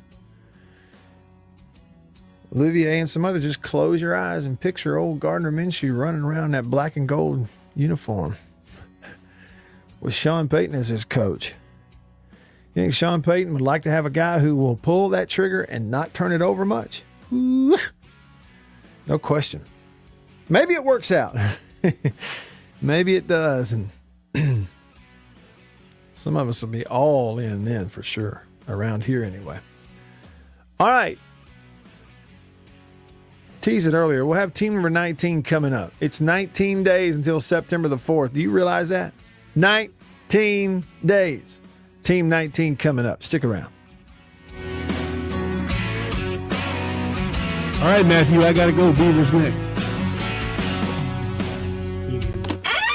After these messages, we'll be right back. For double enjoyment, reach for Beech Nut Peppermint Gum. It sparkles your smile, your breath, your whole sense of enjoyment.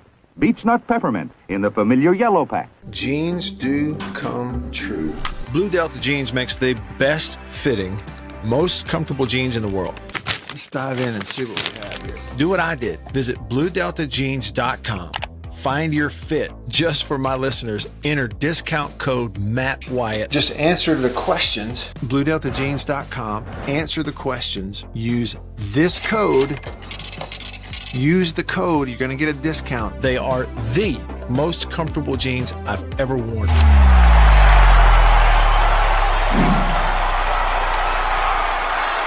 Farm Bureau Insurance stands ready to provide financial relief to our communities in this time of crisis. This includes a one-time credit to all personal auto policyholders, a donation of $500,000 to the Mississippi Food Network, and additional payment options for those hit the hardest, all while continuing to service customer claims as well. But this is the time to go above and beyond. These are a few ways we're keeping the Farm Bureau promise. To learn more, talk to your agent or visit us online. Go with the home team.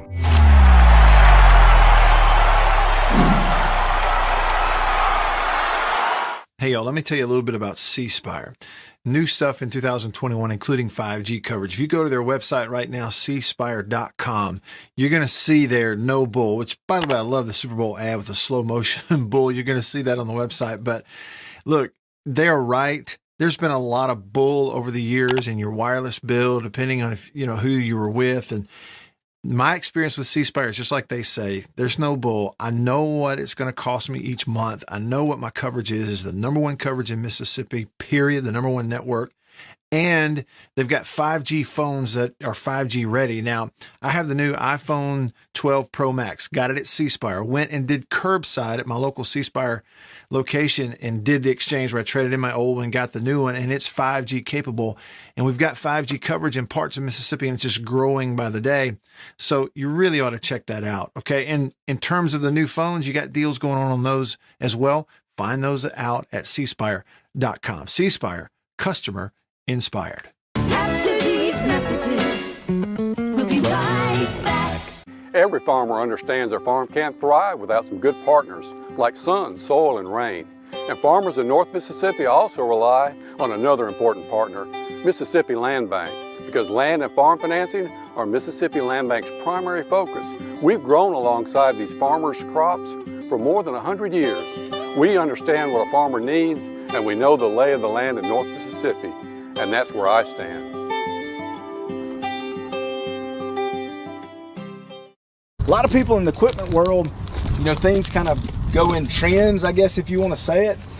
So kind of the first big thing that we look at when we start evaluating our business is going to be our turf equipment. That's kind of the first big push, because once everything, the water dries up and the grass starts growing, this is what everybody's looking to get. We carry the new REAX stand-up mower. Doesn't look like much, but this thing is, and it costs just as much as zero turn. Not a cheap unit at all. I mean, if you go out there and look at that zero turn, this thing right here, I mean, it's got all your components from your big pumps to your commercial engine to your large steel deck. And these guys were the first ones to make the standard mower. Better buy bird's eye.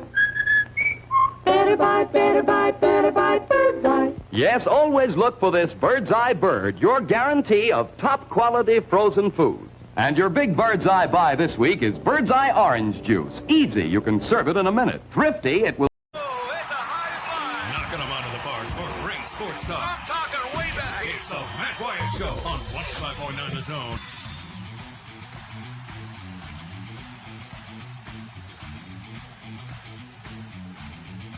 All right, here we go. Rolling along with you here in hour number 2 of the show. Coming up in hour 3, if you're able to stick around, we'll talk with Jim Dunaway, friend of mine over in the Birmingham area. He and his co-host, formerly of the radio world, moved off into the digital space. Got a new project going on over there, so we're going to learn all about that. Maybe talk a little football with him also. So that's coming up in hour 3. Again, if you're able to stick around for that, hopefully you are. And if not, everywhere you can get a podcast, you can go and just look for The Matt Wyatt Show. That's what it's called. The Matt Wyatt Show. 1, 2, 3, 4. Type that in. You'll see it there, whether it's Apple or Spotify, anywhere else, and you can subscribe, and we'll get the whole show posted there for you. Commercials and all. And you can just listen as you walk or jog or lift or mow or drive, sleep, whatever the case might be. Be happy for you to tune in that way. Now, right now, feel free to be a part of the show. Text me, call me. You can comment on the live stream. Been a little slow today, but that's all right. Today's not been a quantity day. Today's more been a quality day. How about that? Jimmy over here on the YouTube live stream says that he didn't think Jameis Winston looked bad for the Saints. He can certainly throw the ball. Yeah. I think it was one of those two where there's an extra little bit of negativity coming out of that preseason game for Saints fans or any of us that paid attention to it, because everybody turned the ball over, right? Like, if you had one who was awesome and the others were just meh, then you go, well, we're good because this guy's awesome and the others are still competing. It's early. Okay. But when everybody is meh, you kind of come away negative. They all turned it over. That's why I said, I watched it too, and I don't know that I necessarily had the same feeling of some of the other guys who commented, like Denzel and Olivier, who said that they immediately said, well, Ian Book is our quarterback. He's the guy, the 4th round pick. That's who your quarterback is right there. Tell Jameis Winston to hit the bricks. No, I didn't necessarily feel that way. Let's watch another preseason game and then see how we feel about it. So there you go. What did Chris say? Chris on the Country Pleasing text line, 885-ESPN. He says, if the Cowboys wanted Gardner, they have a surplus of good receivers if we really want him. Hey, Jacksonville, you want Michael Gallup? LOL. Now, that's interesting, Chris. I don't know about that. I mean, it's a little bit of a, it's hard for me to completely be jumping in there and being totally comfortable with the idea of to go get a secure, backup, kind of an insurance plan at quarterback. You'd give up somebody like Michael Gallup. I don't know about that. I ain't too sure about that one. Micah in Batesville. Since Jacksonville is pretty much all in on Trevor Lawrence, and they should be. I mean, they took him, and he is a huge talent, sure. And I guess what I'm saying, Micah, is it's not about whether or not they are all in. Of course they are. They took him 1 overall. He is what he is. He's going to be great. And maybe he's ready to go right out of the chutes. Okay, but they're sitting there with Gardner Minshew on a rookie contract, and this number 1 pick coming in, you're not even sure you're going to have a good football team or not, and you have a first-year coach. He's never coached in the NFL before, in Urban Meyer. So why not keep Gardner Minshew there? Because he's somewhat like stability. And what I mean by that is, if we get 2 weeks into this preseason and realize, yeah, Trevor Lawrence, generational, he ain't ready to go out here and handle this whole thing and be our starter right off the bat. It would be better for him and for us long term if you could start Gardner Minshew and let him ease his way into it. Who knows? You know, the other thing is you're trying to get a thing going where a guy is surrounded by people, not just coaches, who are going to help him develop into what he can be, what you think he can be as a number 1 overall pick. Well, I got news for you. The right kind of not only attitude in the quarterback room with him, but competition in the quarterback room with him could be a really good thing. That's why I said I don't think what Urban Meyer said about Gardner Minshew is fake. I think he was telling the truth when he said, man, I love this kid. He brings it every single day. Well, I think it's real. See, Micah says, Urban Meyer came out of retirement for this kid. Gardner Minshew has no shot at winning the job or even playing for the Jags. I just don't see it that way, Micah. I don't think. You say he has no shot at winning it or playing for them. See, I don't know. I understand that we're talking about quarterback where you don't platoon guys. But I just don't see it as a no chance thing. I really don't. We'll definitely keep an eye on it. All right. It's time for the countdown of 100 teams in 100 days. It'll be team number 19. We are 19 days away from Saturday, September the 4th. We had team number 20 earlier. That was Ole Miss. Team number 19 on the countdown from the Big 12 is...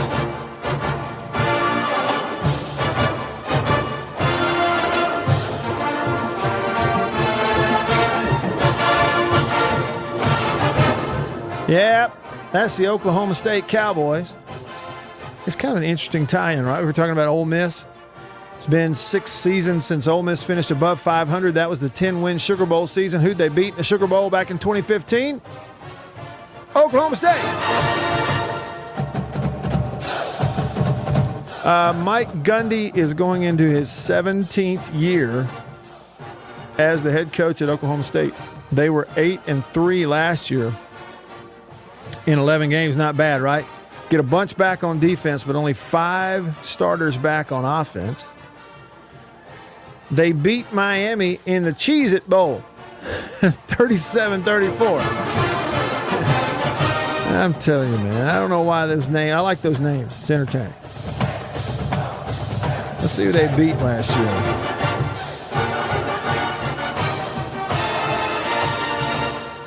So they went 8-3 last year. They beat Tulsa, West Virginia, Kansas, Iowa State to start 4-0. 2 of those were close games, by the way. Tulsa and Iowa State were close wins. Then they lost to Texas in overtime. It was a heck of a ball game. Jalen Green, the safety transfer, he's playing safety at Mississippi State. He had his first career interception in that game last year for Texas, helped Texas beat them. Texas won it in overtime, sent Oklahoma State 4-1. Then they beat Kansas State, went to 5-1. Then they lost to Oklahoma, just got blown out at Oklahoma in Norman, went to 5-2. Went 6-2 when they beat Texas Tech 50-44. What a ball game. Lost by 7 at TCU. Won the regular season finale, just ran Baylor right on out of the stadium 42-3, and then, of course, won their bowl game. So there it was. Played a 10-game regular season. The 11th was a bowl game. They won it. All of their quarterbacks are back, so you know they'll be good on offense. They played a couple of guys, but Sanders took over midway point of the year, went 63%, 2,000 yards, 14 touchdowns, only 8 picks. Well, I say only 8. 8's a lot for 10, 11 games, but the ratio not bad is what I'm saying. 14-8, almost a 2-1. This year for Oklahoma State, in 19 days, they will open the season out in Oklahoma by hosting Missouri State. Missouri State out of the chute. They will host Tulsa in week 2, travel to Boise on the blue turf in week 3, and then host Kansas State week 4, jump into conference play. So then the month of October includes an open days. They have 4 games in 5 weeks in October. That's home games with Baylor and Kansas, road games against Texas and Iowa State, and that's 2 back-to-back road games. And frankly, that's maybe the toughest part of the regular season schedule are the back-to-back road games, Texas and Iowa State. 2 good teams. Iowa State really good. November schedule for Oklahoma State. They'll start by hosting West Virginia. No, that's a road game. They'll go to West Virginia, longest road trip of the year. That'll be the first week of November. Then they come back, host TCU, travel to Texas Tech, not far, and then finish the year, rivalry game, hosting Oklahoma on Thanksgiving. Bedlam. Isn't that what it's called? Isn't that what they call Oklahoma State? Don't they call it Bedlam? I think that's right.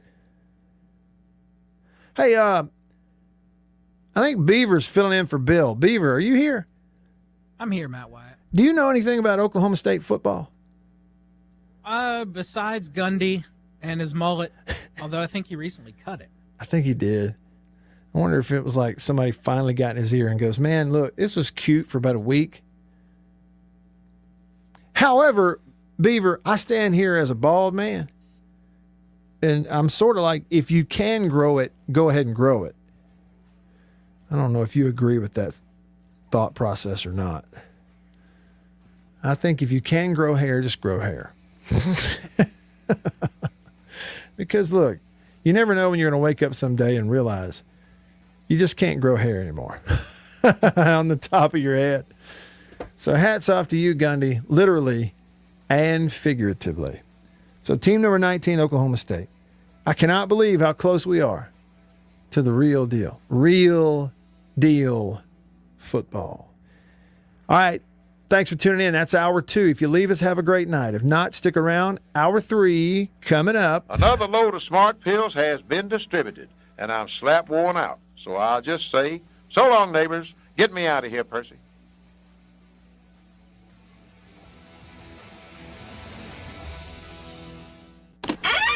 After these messages, we'll be right back. For double enjoyment, reach for Beech Nut Peppermint Gum. It sparkles your smile, your breath, your whole sense of enjoyment. Beech Nut Peppermint in the familiar yellow pack. Jeans do come true. Blue Delta Jeans makes the best fitting, most comfortable jeans in the world. Let's dive in and see what we have here. Do what I did. Visit BlueDeltaJeans.com. Find your fit. Just for my listeners, enter discount code Matt Wyatt. Just answer the questions. BlueDeltaJeans.com. Answer the questions. Use this code. Use the code. You're going to get a discount. They are the most comfortable jeans I've ever worn.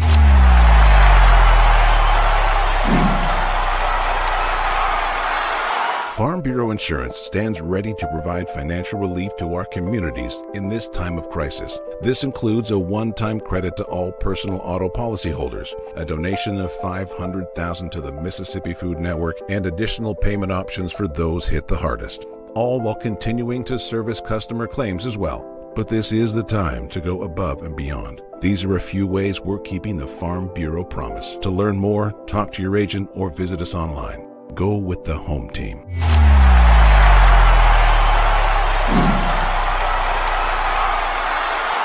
Hey, y'all, let me tell you a little bit about C Spire. New stuff in 2021, including 5G coverage. If you go to their website right now, cspire.com, you're going to see their no bull, which, by the way, I love the Super Bowl ad with the slow motion bull. You're going to see that on the website. But look, they're right. There's been a lot of bull over the years in your wireless bill, depending on if, who you were with. And my experience with C Spire is just like they say, there's no bull. I know what it's going to cost me each month. I know what my coverage is the number one coverage in Mississippi, period, the number one network. And they've got 5G phones that are 5G ready. Now, I have the new iPhone 12 Pro Max, got it at C Spire, went and did curbside at my local C Spire location and did the exchange where I traded in my old one, got the new one, and it's 5G capable. And we've got 5G coverage in parts of Mississippi, and it's just growing by the day. So you really ought to check that out, okay? And in terms of the new phones, you got deals going on those as well. Find those out at cspire.com. C Spire, customer inspired. After these messages, we'll be right back. Every farmer understands their farm can't thrive without some good partners like sun, soil, and rain. And farmers in North Mississippi also rely on another important partner, Mississippi Land Bank, because land and farm financing are Mississippi Land Bank's primary focus. We've grown alongside these farmers' crops for more than 100 years. We understand what a farmer needs, and we know the lay of the land in North Mississippi. And that's where I stand. A lot of people in the equipment world, things kind of go in trends, I guess, if you want to say it. So kind of the first big thing that we look at when we start evaluating our business is going to be our turf equipment. That's kind of the first big push, because once the water dries up and the grass starts growing, this is what everybody's looking to get. We carry the new REAX stand-up mower. Doesn't look like much, but this thing is, and it costs just as much as zero turn. Not a cheap unit at all. I mean, if you go out there and look at that zero turn, this thing right here, I mean, it's got all your components from your big pumps to your commercial engine to your large steel deck. And these guys were the first ones to make the standard mower. Better buy Bird's Eye.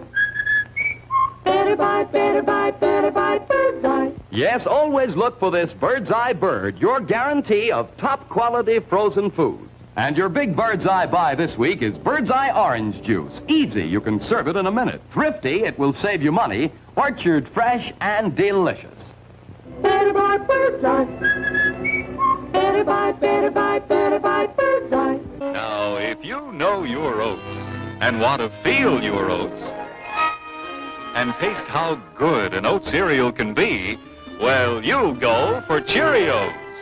Great way to start the day with really great eating. That's Cheerios, one of the few foods made from oats. The tasty cereal grain everyone should have at breakfast. Crisp and golden as only a toasted oat cereal can be. And nourishing? Why, a Cheerios breakfast gives you the power protein that grown-ups need to help stay in trim and youngsters need to grow on. Toasted oat goodness, toasted oat flavor, a delicious power breakfast. That's Cheerios.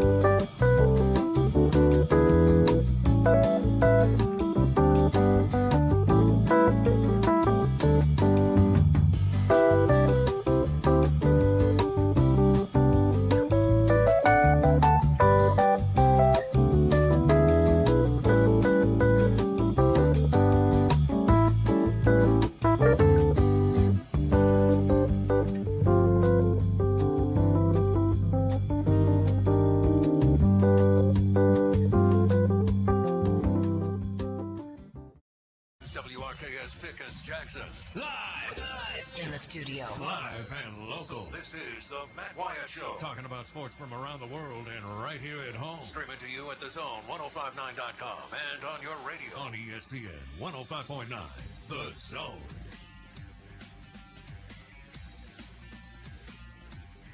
All right, here we go. Hour number 3 of the show. Off and running with you. Hour 3. Around here, different time, well, most days, mostly known as the casserole hour, which means a little bit of everything goes. And there's nothing wrong with that because those can really be fun. No, we just have a good time with it. We have a lot of shows that are sort of like casserole shows. Anything goes. Just put it in there, stir it up, put it in the oven, whatever comes out, let's just eat it. You know, that's kind of the way we approach it.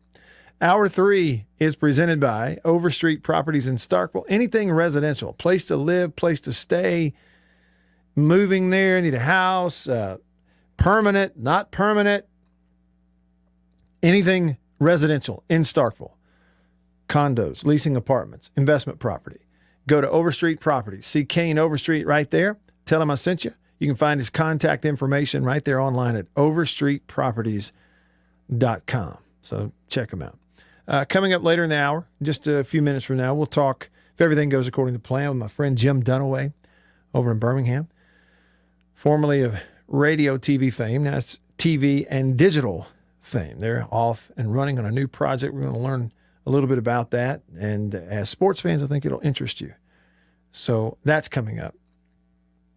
Also in this hour, we'll jump into the Wayback Machine. Got some interesting trivia nuggets for you. A look back at the NFL preseason week 1. Of course, there's been a lot of talk about that. And also in this hour, a chance to glance back at the weekend of scrimmages for State and Ole Miss. Now, I told you the NCAA adjusted sort of their framework that you could practice in. Everybody operates in the same rules in the preseason. X amount of practices. Everybody has the rule that you can't practice twice a day. You can't have back-to-back padded full contact practices. You must have a day in between. It's so soft compared to what it used to be. But also, you can only have 2 preseason full squad scrimmages. And I think it used to be 3. Okay, so for State and Ole Miss, State's going to play in 19 days. Ole Miss is going to play in 21 days. So a full 3 weeks left for Ole Miss starting today. 3 weeks from today they play. Less than 3 weeks left for State. They only have 1 scrimmage left. They just had 1. But I went and watched State's. I didn't see Ole Miss's scrimmage, but we've got reports, and I'll let you hear what coaches said. Before this hours is up, I'll let you hear what Leach said and what Kiffin said, and we'll get into some of that with you. Okay? All right. Now, y'all can be a part of this, and I hope you will be. Grab a chair, have a seat at the table, join the conversation. Lots of ways for you to do it. Comment on the live stream if you're online, Facebook, YouTube, otherwise. Great to hear from you. What did Jimmy said about the mullet? Jimmy on YouTube said, my first thought when I heard Gundy had cut the mullet was, yep, he's looking for another job. I didn't think of that, but you got a point. We talked about Oklahoma State, team number 19 on our countdown. You're thinking, yeah, okay, so he got a haircut, means he's looking for another job. And of course, what? Wasn't he in the rumor mill last year, his name, in regarding, some of the openings and stuff that were out there in college football? So, maybe there is some truth to that. Okay, and it is, yeah, we've confirmed. Oklahoma versus Oklahoma State, that's called Bedlam. That's the name of that one. I got a text earlier from Micah in Batesville. I meant to point this out. I mentioned it earlier in the hour. Earlier in the show in the first hour. You may or may not have seen it. I saw it today on Twitter. But it's confirmed that South Panola, the University of South Panola, their high school football team is going to be off to one of these really inauspicious starts this year here in Mississippi. Due to South Panola switching to virtual learning, the Tigers Jamboree game against Lafayette, that would be this week. Week 1 game against Neshoba Central, that would be next week. And their week 2 game against Oxford, that'd be in 3 weeks, have all been canceled because South Panola has had to switch to virtual learning. I just hate it so much for the kids on that team. You think about it, especially if you're a senior, this is your last go around in high school football, and that's what you're facing is, okay, we're not practicing now. We're not going to play at least for the first 2 weeks of the regular season, but 3 weeks, including the jamborees, and who knows after that. Whew. Man, I hate it for them. I really, really do. Well, let's hear a familiar voice, shall we? And I ain't talking about mine either. On the Divinity Equipment phone line, Divinity Equipment in Madison and in Jackson, he is Jim Dunaway. If you've ever been in, around, or through Birmingham, Alabama, you've either heard him or might have even seen him. Jim Dunaway, longtime television personality, sports coverage there in the state of Alabama, and a longtime voice on the radio in Birmingham. But he and his boys have just made a little bit of a jump over in the digital space, and I just want to learn a little bit more about it, and we'll do that right now with Jim Dunaway on the phone. Jim, happy Monday to you. How are things? Wait a second. What, you're going to learn something from me because we're following the Matt Wyatt footprint. Oh, almost Lord. to a T, except we're not back on the radio. We're going to stay, at least for the time being, on a digital app and YouTube where you can watch it and all that. But when you made your move on a leap of faith years ago, we all watched. We admired Matt Wyatt for the way you did things, and we've sat here and tried to set up camera angles and microphones, sponsorships, and such like that, like Matt Wyatt does. So you're not going to learn anything from me because we learned it from you. You know, Jim, I just had one of those moments where, somebody says, hey, I'm kind of following your lead, and then it hits you. Oh, Lord, what am I responsible for? No, I know exactly what you're talking about, because the only guy that we've hired that was not part of our original group, it just was, four of us that had done the show together for years and years, and we jumped out, but we brought one guy in who is the best sports photographer in Birmingham local television history. His name is Scott Forrester, and he worked with Mike Rada and Jeff Spiegel over at ABC 3340 since like 2005 or 6. And we convinced him to leave local TV and his job security and come take this leap of faith with us. And I know what you mean, because every day I check with him. I said, listen, man, I know this is scary. Trust me, it's going to work out. It's going to work out. It's going to work out. Well, and it is going to work out, Jim, because, not just because of what y'all do, but really because of who you are. And so it's going to work out. It's just a matter of how and where and when and those kinds of things. Okay, so take me back to square one. And I know that sometimes elevator pitches are impossible, but for someone listening, whether it's in Jackson on the radio or around the state here in Mississippi, help us all to understand the name of it and what it is and where we find it. Well, it's the Next Round, and we're Next Round Live on all social media. Okay. So Twitter, Instagram, YouTube. You can watch the show 9 to 1 Central on YouTube with 6 cameras in studio, so you can, much like you can with Matt, you can see what goes on, what it used to look like or sound like when you listen or watched a radio show. And you're able to watch it now. And we will have a lot of other cool things along the way, but today was day one. We were just happy to have sound and a picture over there. And then you can stream it on the Next Round app. And it's available in all your app stores. Eventually it'll be on iHeart and TuneIn as well, and Alexa. But on day one, it's our app, it's our website, nextroundlive.com. And we are, the typical show we used to be, where we talk a lot of college football, 365 days a year, because that's what we love in the South. But we mixed in, like Marty Smith was on the show today, and we talked about cornhole, because he won the cornhole championship on ESPN Ocho this year. And we talked about just how difficult of a sport that really is when you're playing with people who are really good at it. Yeah, that's really interesting. And that's maybe a conversation for another day, but it is difficult, especially when you've watched people who are really good at it. That's interesting. Okay, so to recap, if you're listening, Jim Dunaway on your radio right now, but y'all check it out, an app, go online, look it up on YouTube, The Next Round. And, Jim, so it's not just you, it's obviously Lance and Ryan and you guys were on the radio for a long time. How long were you guys together as co-hosts on live radio in the Birmingham area? Well, the four of us, Ryan Brown, Lance Taylor, Rockstar, which is Sean Henniger, and myself, were together on a show called the Jocks Roundtable on WJOX for 12 years. Wow. 12 years together. And before that, LT had a show by himself. Brownie and I did a show called Dunaway and Brown. Rockstar was our intern. So we had a combined 77 years together at WJOX. And it just felt like during the pandemic, as a lot of Americans did, you started to, evaluate where you were in life. Mm-hmm. We're a big faith group, the four of us, and, we just felt like there was a calling for us to own it, to own the show, to own our future, to be told, when we could do this, not do that. And I think every entrepreneur, business owner, and who's listening to us right now has had that moment when they were an employee and they said, I think we can do it differently and maybe successfully, but at least have more fun trying to do it.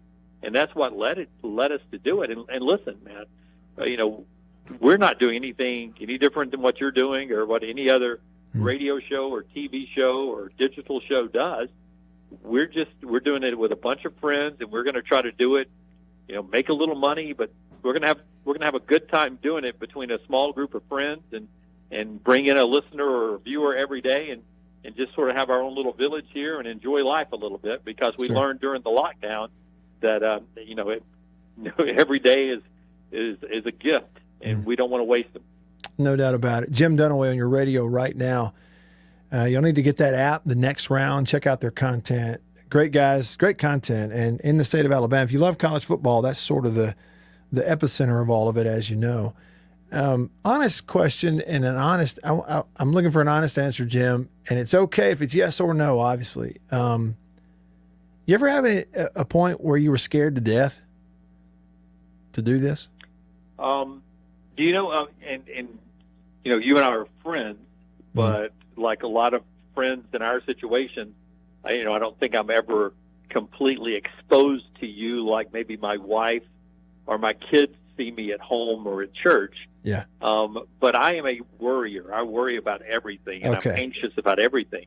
And when we made this decision to do this, however long ago, I wasn't worried about it. I was really at peace. And when we told our former employer in a meeting that we were leaving, and then they flew into town, and we had to tell them because I don't like confrontation. When we had to tell them face-to-face that we were not going to re-sign. Well, how about if we give you this? No, we don't want to re-sign. What about if we give you this? No, we don't want to re-sign. I wasn't worried.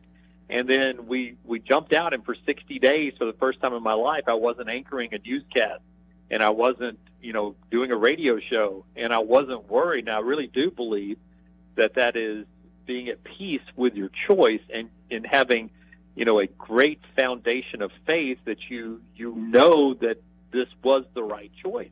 The only time I worried was Saturday and Sunday before today's launch, because I'm the one that put this August 16th date out of doing our first show.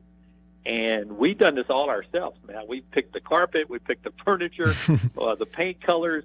Ryan Brown bought every piece of equipment, every microphone, every camera. We've had builders up here, over HD guys and HV guys, and furniture being put together. All that's happening in the course of just a couple of weeks to make this all happen. And on Saturday, the computers, the video, the audio, and the string computers were not talking to each other. And we couldn't get one engineer to get it to work. And then finally, Brown got a guy, brought him in on Saturday, late Saturday, a local guy. And Josh came up here, and he made one adjustment, and all of a sudden, one light started talking to another light, and then one camera to a camera, and then all of a sudden it started to fire up. And it was like Apollo 13, but at that point I was like, man, God, please just give us one microphone and one camera on Monday, because, AL.com had done a story. There was people who were going to be tuned in on Monday, and we did not want to have egg in our face. And when we did the show today, Matt, we had one 30-minute run-through on the equipment, and that was it. We had tossed to one commercial break. We had not taken one phone call. So we were able to do everything successful today, including a couple of phone calls and a couple of guests, and hit every commercial break. And that was when it all happened during the show today. It was the first time it had ever been done on this equipment. So that's when I got nervous. But about the decision, never got nervous once. About all the stuff I couldn't control, tremendously nervous. Yeah. What a story, Jim. What a story. And then as you're talking there, telling me that about today, you launch it, today's your first show. And it just hit me that during the middle of all that, during your first show, you've got some knucklehead one state over texting you about coming on his show to do an interview. I feel like I ought to apologize, No. It's actually comforting because, that's the normalcy, really, of what you and I do in our friendship because, we probably have texted you in the middle, either a question about something going on with State or Ole Miss or a question about, great people like C Spire or a question about, will you come on our show?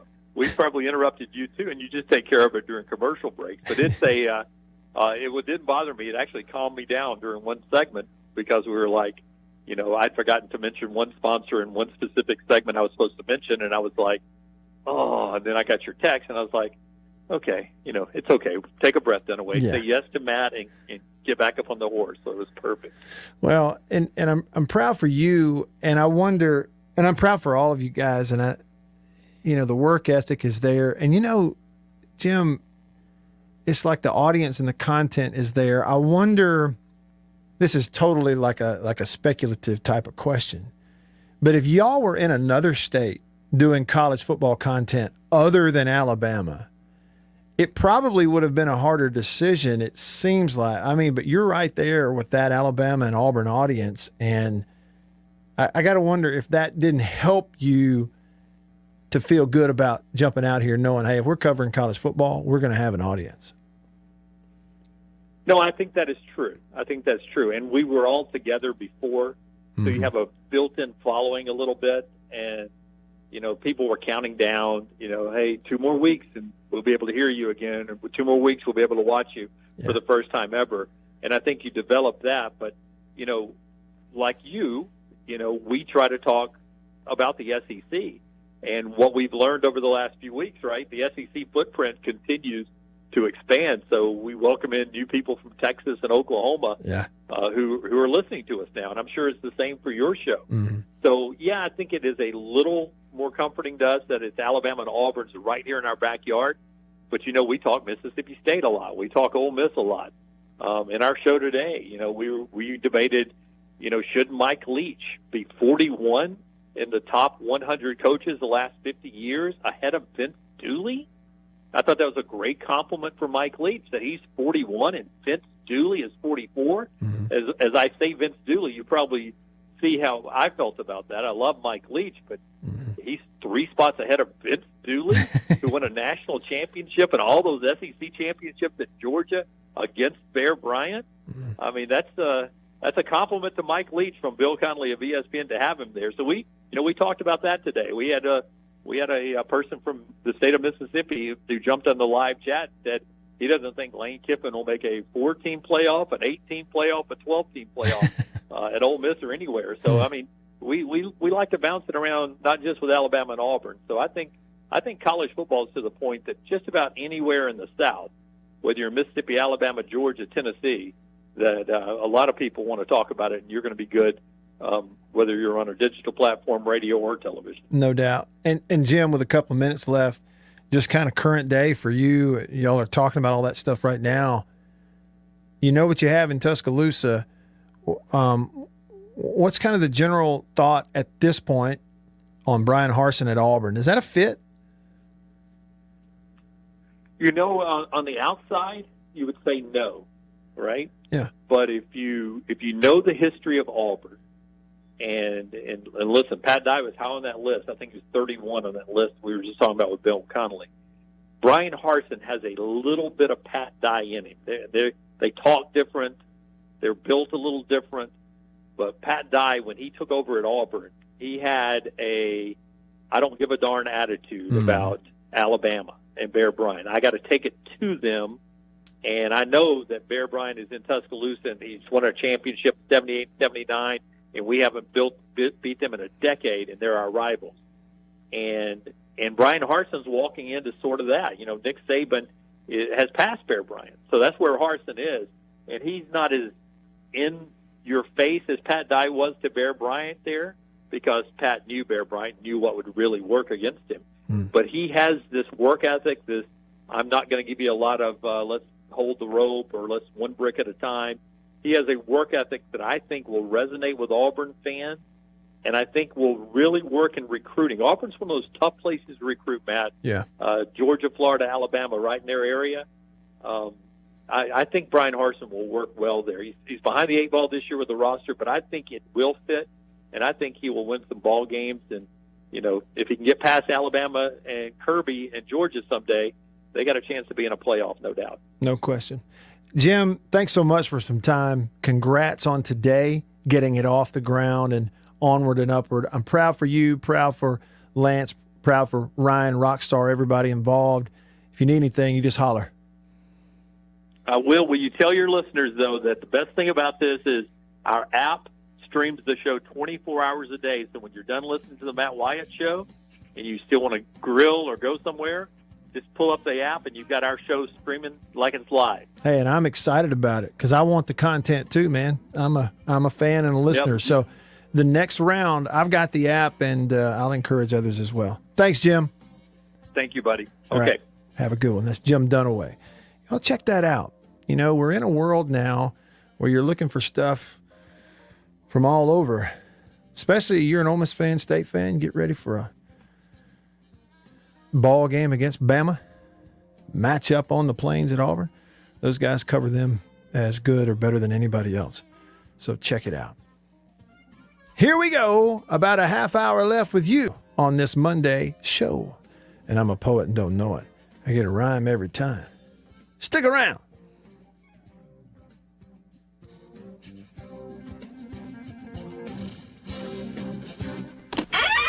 After these messages, we'll be right back. For double enjoyment, reach for Beech Nut Peppermint Gum. It sparkles your smile, your breath, your whole sense of enjoyment. Beech Nut Peppermint in the familiar yellow pack. Jeans do come true. Blue Delta Jeans makes the best fitting, most comfortable jeans in the world. Let's dive in and see what we have here. Do what I did. Visit BlueDeltaJeans.com.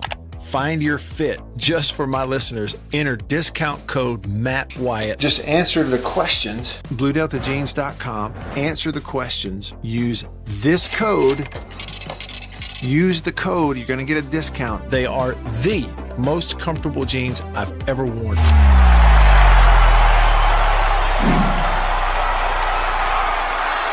Farm Bureau Insurance stands ready to provide financial relief to our communities in this time of crisis. This includes a one-time credit to all personal auto policyholders, a donation of $500,000 to the Mississippi Food Network, and additional payment options for those hit the hardest, all while continuing to service customer claims as well. But this is the time to go above and beyond. These are a few ways we're keeping the Farm Bureau promise. To learn more, talk to your agent or visit us online. Go with the home team.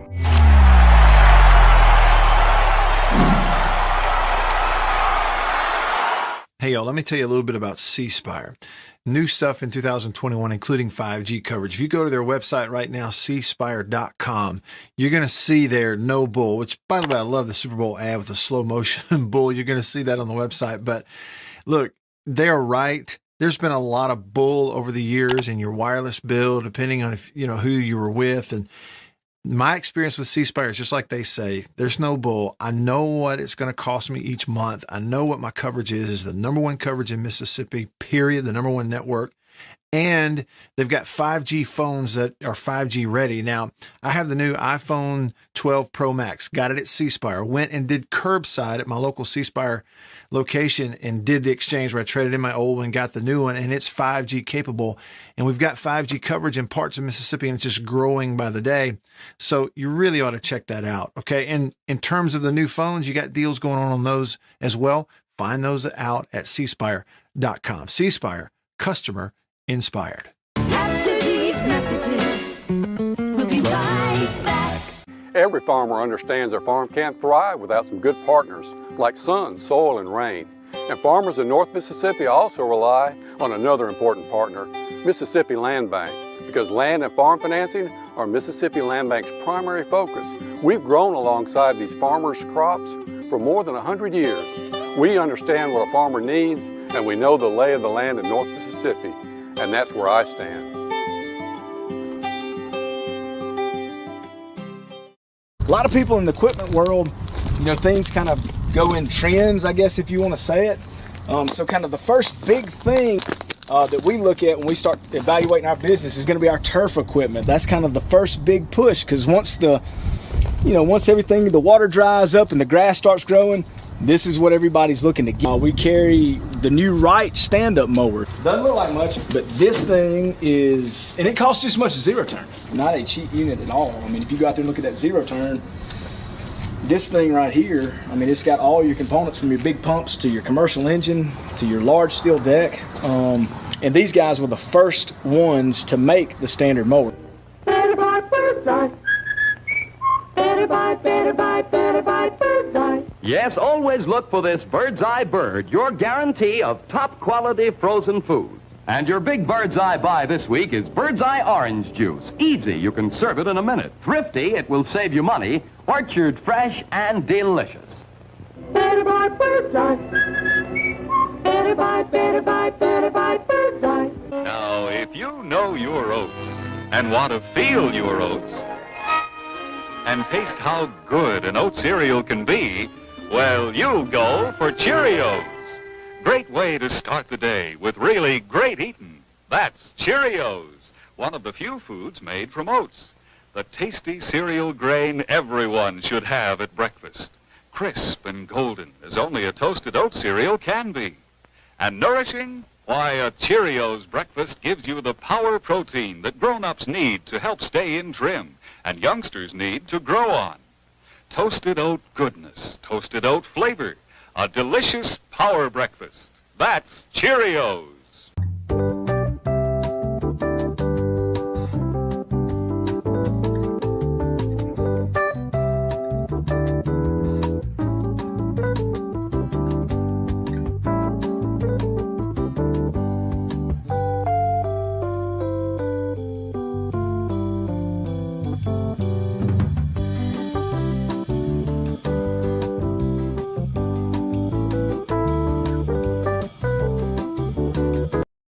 It's the Matt Wyatt Show. On 105.9 The Zone.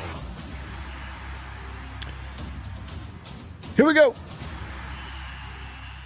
Rolling along through hour number 3 here today with you. Presented by Overstreet Properties in Starkville, Stark Vegas, however you want to say it.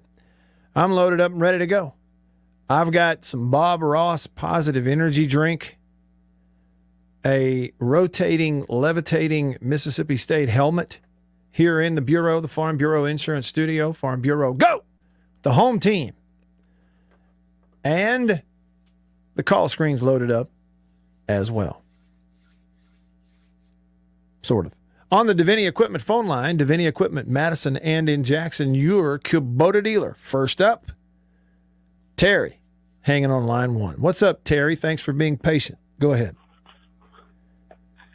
It's not Terry, it's Jerry. Who? It's Jerry. Terry? Oh, Jerry. It's Jerry. Oh, Jerry, not Terry. No, I said it was Terry. It's Jerry. Well, Jerry, you'll have to excuse me. We have a little bit of a bad connection, so that's our excuse. That's my excuse.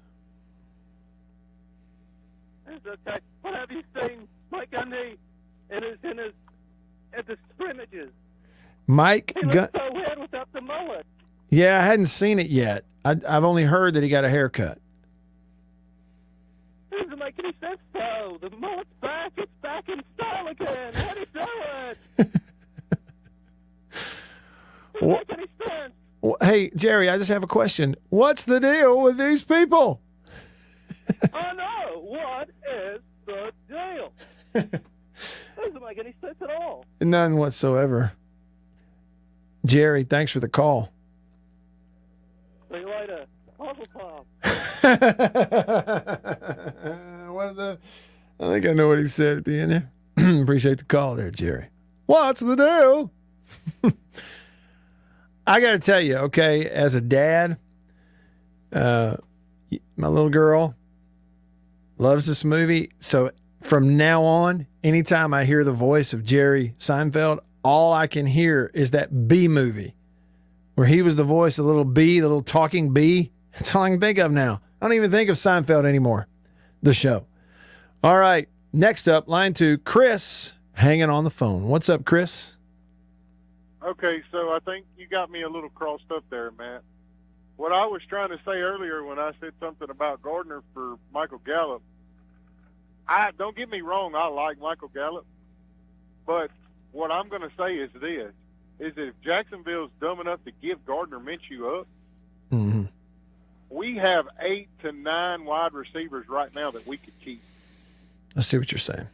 And we have C.D. Lamb that can play the other outside wide receiver position, and we have Cedric Wilson that can play the inside. And if you watched any of Dak last year, before he got hurt, you saw how good Cedric Wilson can be with Dak in the game.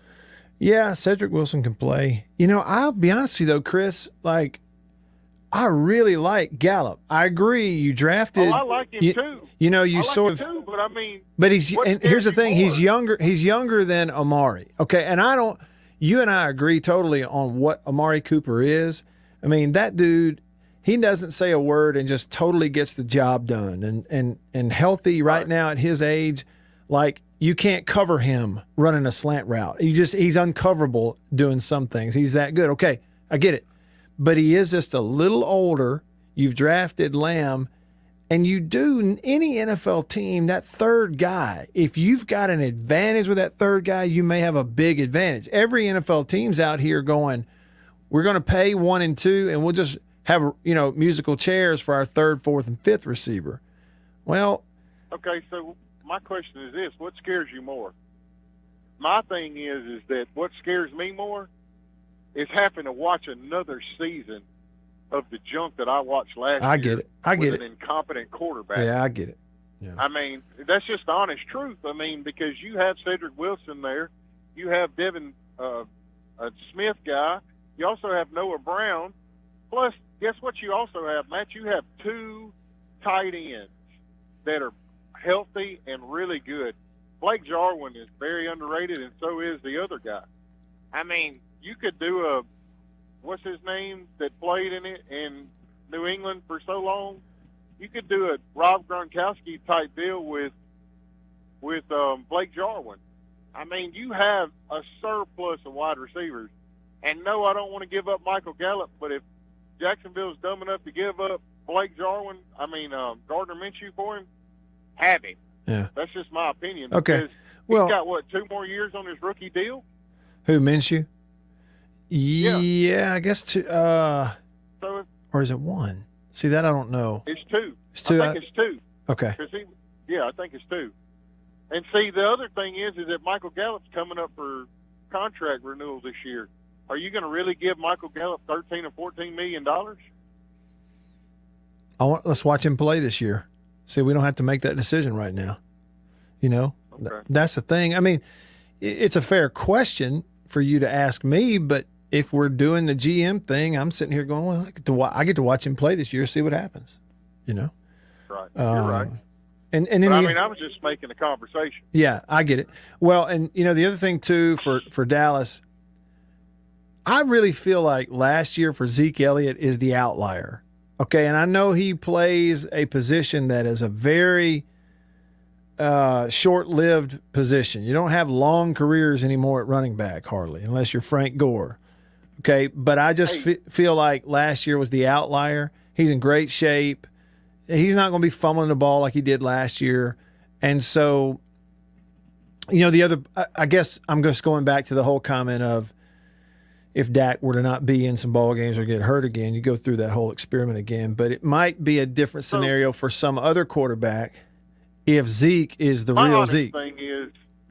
My honest thing is this. I'm not trying to cut you off, but I want to make one last point because I got to get to work. Okay. But my last thing is this, is that you didn't have a line that was a number one line in the NFL last year either, because both your tackles were hurt. Both your guards were hurt at one point in time. So, honestly, I think that no matter who you put back there at quarterback, they're going to have a decent year because they're going to have a line to block for them, and they're going to have all these wide receivers to throw it to. But I think that you're going to have a great year if Dak's healthy. But anyway. Thank you, Chris. I was just trying to bring up conversation. Have a good day. I like it. Yeah, no, I like it. I'm with you. That's it. There's nothing wrong with having a conversation now at all. Nothing wrong with that. Who is it? Collins, the offensive lineman that's been there with Dallas for a while. Lyle Collins. So he's in his 7th year. Okay, and what he missed last year and everything. And I'm watching that preseason game the other night, and it was maybe the first or second. It was really early, first or second series of the game. And doggone, if they didn't have like a running play and the offensive line gets whipped, especially on the side opposite of him. I guess he was right tackle, maybe, right? So the side opposite of him, he winds up in the lane where the running back's trying to cut into, and the running back cuts back and dives right in on the back of his legs and rolls him up, and he hits the ground, and he was slow to get up. I thought, look at this. Preseason game number 1, and you just got Collins, who finally got back to playing, rolled up on a simple little inside, dive play, but then he popped up and he kept going, and you're like, whew. But they have had some injuries, man, on that offensive line. There ain't no doubt. They've had their fair share of those. Okay, and Peanut Butter Falcon. He said, did this man just compare Jarwin to Gronkowski? Okay, look, it wasn't a comparison of the player. Chris was saying a situation similar to what they did, right? It's like a one-off type of thing. But I didn't take it as Chris comparing Jarwin the player to Gronkowski the player. I didn't take it that way. Louvier texted during that on the Country Pleasing text line. He said, Chris is trying to be GM of the year for Jerry. If you trade for a guy still on his rookie deal, you don't inherit the deal. You have to do a new deal, or he can lay on his couch and you pay him the rookie deal. That's right. There's a lot of risk in it. And a quarterback's not going to... Olivier, you're a Saints fan. Like the quarterback situation, like talking about Minshew, okay, rookie deal thing. But he's not going to come in there and like crap out on you and not play or something. He would jump at the chance to start for New Orleans, I think, and play for Sean Payton. But yes, there's some risk there. For sure. First week of the preseason. I watched them all, man. I got an NFL Game Pass. I can watch any NFL preseason game in 30 minutes or 45, and it makes me sound like I know what I'm talking about. We'll wrap things up with you next in the Bureau. Stick around. Live Oaks Golf. After these messages, we'll be right back. For double enjoyment, reach for Beech Nut Peppermint Gum. It sparkles your smile, your breath, your whole sense of enjoyment. Beech Nut Peppermint in the familiar yellow pack. Jeans do come true. Blue Delta Jeans makes the best fitting, most comfortable jeans in the world. Let's dive in and see what we have here. Do what I did. Visit BlueDeltaJeans.com. Find your fit. Just for my listeners, enter discount code Matt Wyatt. Just answer the questions. BlueDeltaJeans.com. Answer the questions. Use this code. Use the code. You're going to get a discount. They are the most comfortable jeans I've ever worn.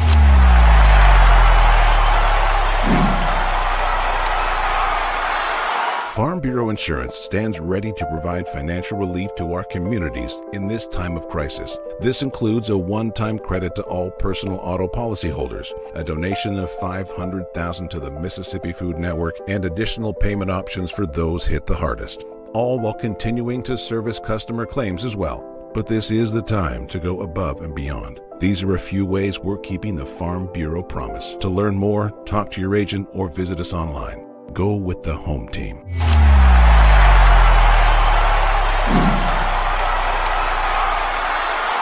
Hey, y'all, let me tell you a little bit about C Spire. New stuff in 2021, including 5G coverage. If you go to their website right now, cspire.com, you're going to see their no bull, which, by the way, I love the Super Bowl ad with the slow motion bull. You're going to see that on the website. But look, they're right. There's been a lot of bull over the years in your wireless bill, depending on if you know who you were with. And my experience with C Spire is just like they say, there's no bull. I know what it's going to cost me each month. I know what my coverage is the number one coverage in Mississippi, period, the number one network. And they've got 5G phones that are 5G ready. Now, I have the new iPhone 12 Pro Max, got it at C Spire, went and did curbside at my local C Spire location and did the exchange where I traded in my old one and got the new one, and it's 5G capable. And we've got 5G coverage in parts of Mississippi, and it's just growing by the day. So you really ought to check that out, okay? And in terms of the new phones, you got deals going on those as well. Find those out at cspire.com. C Spire, customer inspired. After these messages, we'll be right back. Every farmer understands their farm can't thrive without some good partners like sun, soil, and rain. And farmers in North Mississippi also rely on another important partner, Mississippi Land Bank, because land and farm financing are Mississippi Land Bank's primary focus. We've grown alongside these farmers' crops for more than 100 years. We understand what a farmer needs, and we know the lay of the land in North Mississippi, and that's where I stand. A lot of people in the equipment world, you know, things kind of go in trends, I guess, if you want to say it. So kind of the first big thing that we look at when we start evaluating our business is going to be our turf equipment. That's kind of the first big push, because once everything, the water dries up and the grass starts growing, this is what everybody's looking to get. We carry the new REAX stand-up mower. Doesn't look like much, but this thing is, and it costs just as much as zero turn. Not a cheap unit at all. I mean, if you go out there and look at that zero turn, this thing right here, I mean, it's got all your components from your big pumps to your commercial engine to your large steel deck. And these guys were the first ones to make the standard mower. Better buy bird's eye. Better buy bird's eye. Yes, always look for this Bird's Eye Bird, your guarantee of top quality frozen food. And your big Bird's Eye buy. Now back to the guy who loves his banana pudding. It's the Matt Wyatt Show. Live in the studio. Online at thezone1059.com and on your radio at ESPN 105.9. The Zone. Back with you, rolling along here, getting set to wrap up hour 3 today when they'll send you off to the drive with Jake and Beeve coming up later here on 105.9 The Zone. Over to the phones in a sec, but first, hey, Beaver, got a quick question for you. Okay. Today is the anniversary of a very popular television show making its debut. That would be Who Wants to Be a Millionaire? It debuted on ABC for the first time back in 1999. Back, when you were in the 4th grade? 1999? But you've seen the show, right? Mm-hmm. Did you ever see it when it first came on, when Regis Philbin was the host? Oh yeah, I remember vividly. It was all the rage. Yeah, it was a big deal. People are winning $1 million on this show, or could, right? And the questions, and it was a big deal, especially at first. Still going, actually. And so I thought, if you had to have, your 3 phone a friends in case you can phone your friend for help. You got 3 people who are going to be a phone a friend. But you can only pick 3 that you work with. Oh, no. Okay? So you think about it for a second. Here's what I think I would choose. If it was 3 people I work with, I would choose, one would be Neil Price, because technically I do work with him. And Neil would be fantastic on anything like country music history and stuff like that. Like, he'd be phenomenal in that regard. Then I would probably choose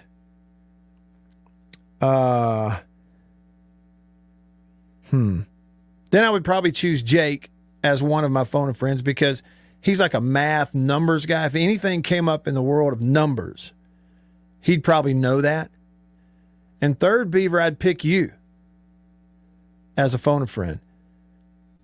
Because, Why me? well, for you, anything about It's Always Sunny in Philadelphia or bad music, I think you'd know all of it.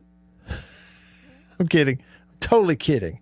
Okay, I'm totally kidding. No, but seriously, like a whole world of music that I probably don't appreciate and haven't paid attention to, you'd know those things. If there was a question about the Counting Crows, I'd have no shot. But you'd have it. You'd know it.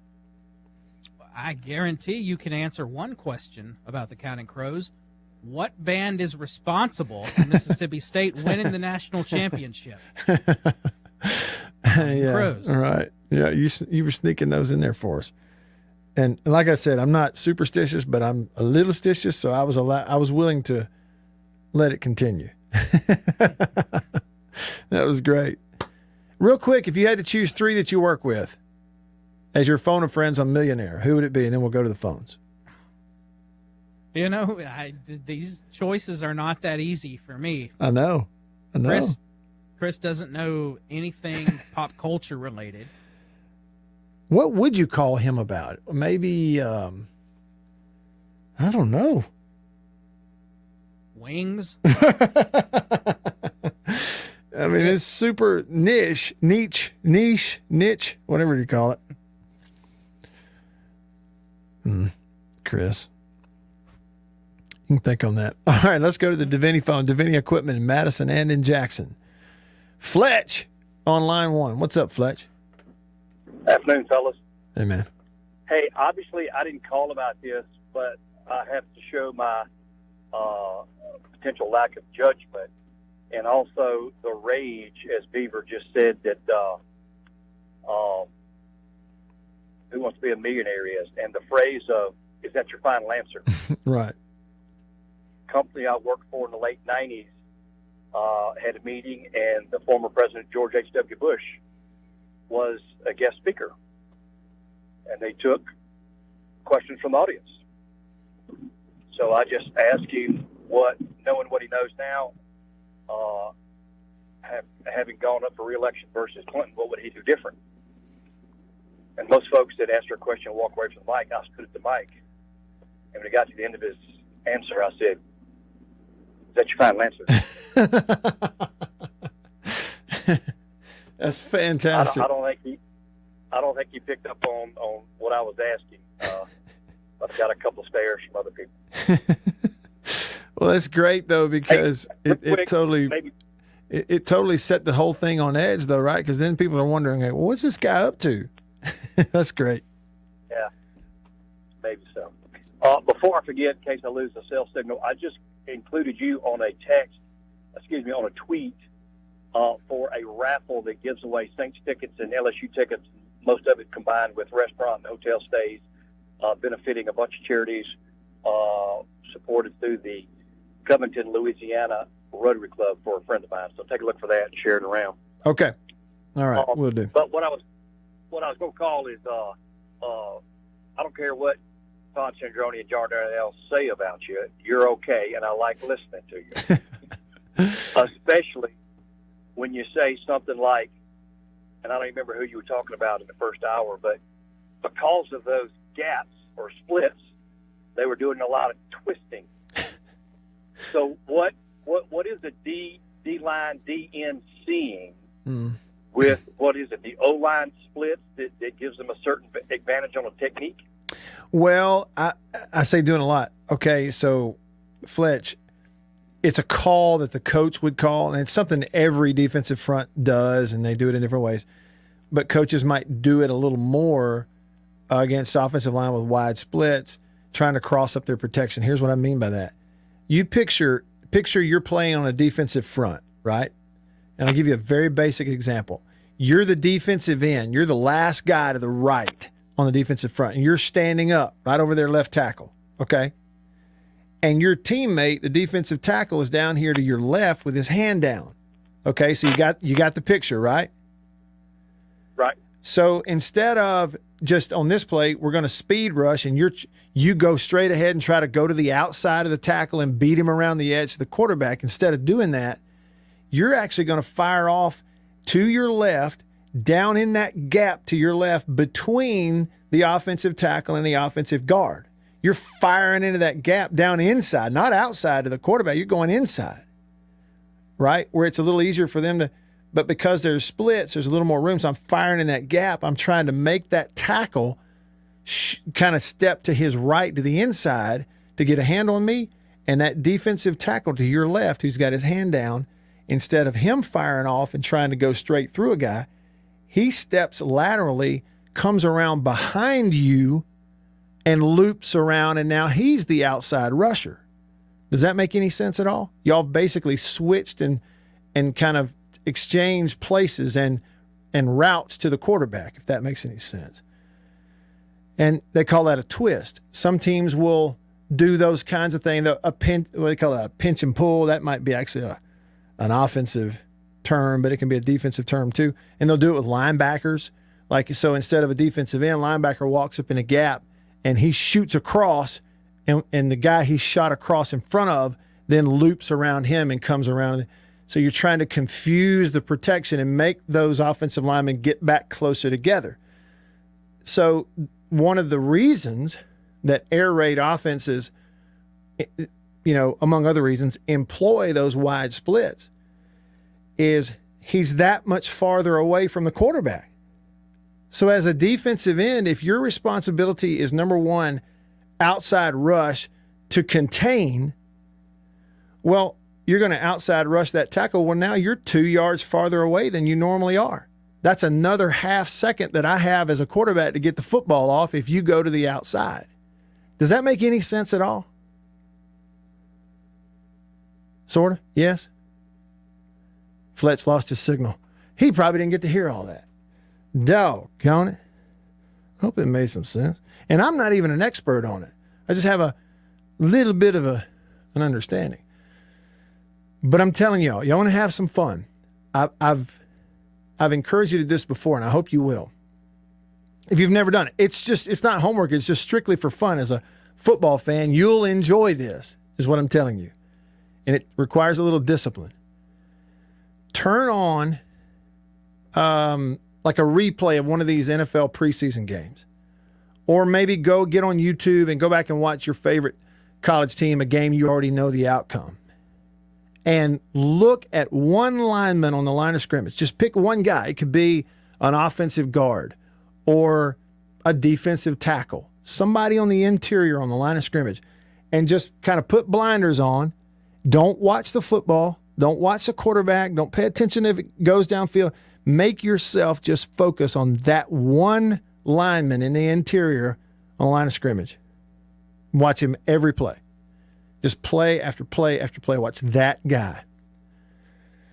What I'm telling you is it'll open up a whole new world of things you'll start thinking about and looking for and maybe going, oh, wow, I didn't know they did that. Look at this guy, how he's using his hands. I saw Brian Baldinger put on Twitter, he showed Chris Jones. One of the ways Chris Jones got that sack is something he does all the time.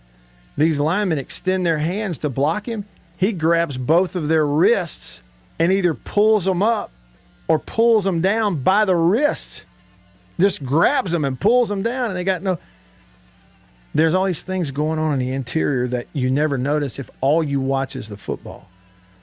So like a basic twist, it's not a straight pass rush. If you look, they're going different angles, and it's all about trying to confuse the responsibility of the offensive lineman. If I can get him a half step or a full step out of where he's supposed to be, we got a shot at the quarterback. Stuff like that. It's a fun thing to do. For those of us who spend a lot of time watching the ball, because the game's won and lost in the line of scrimmage. All right, I'm Matt. That's it for today. See y'all tomorrow. See you. Your property is demanding from mowing the lawn to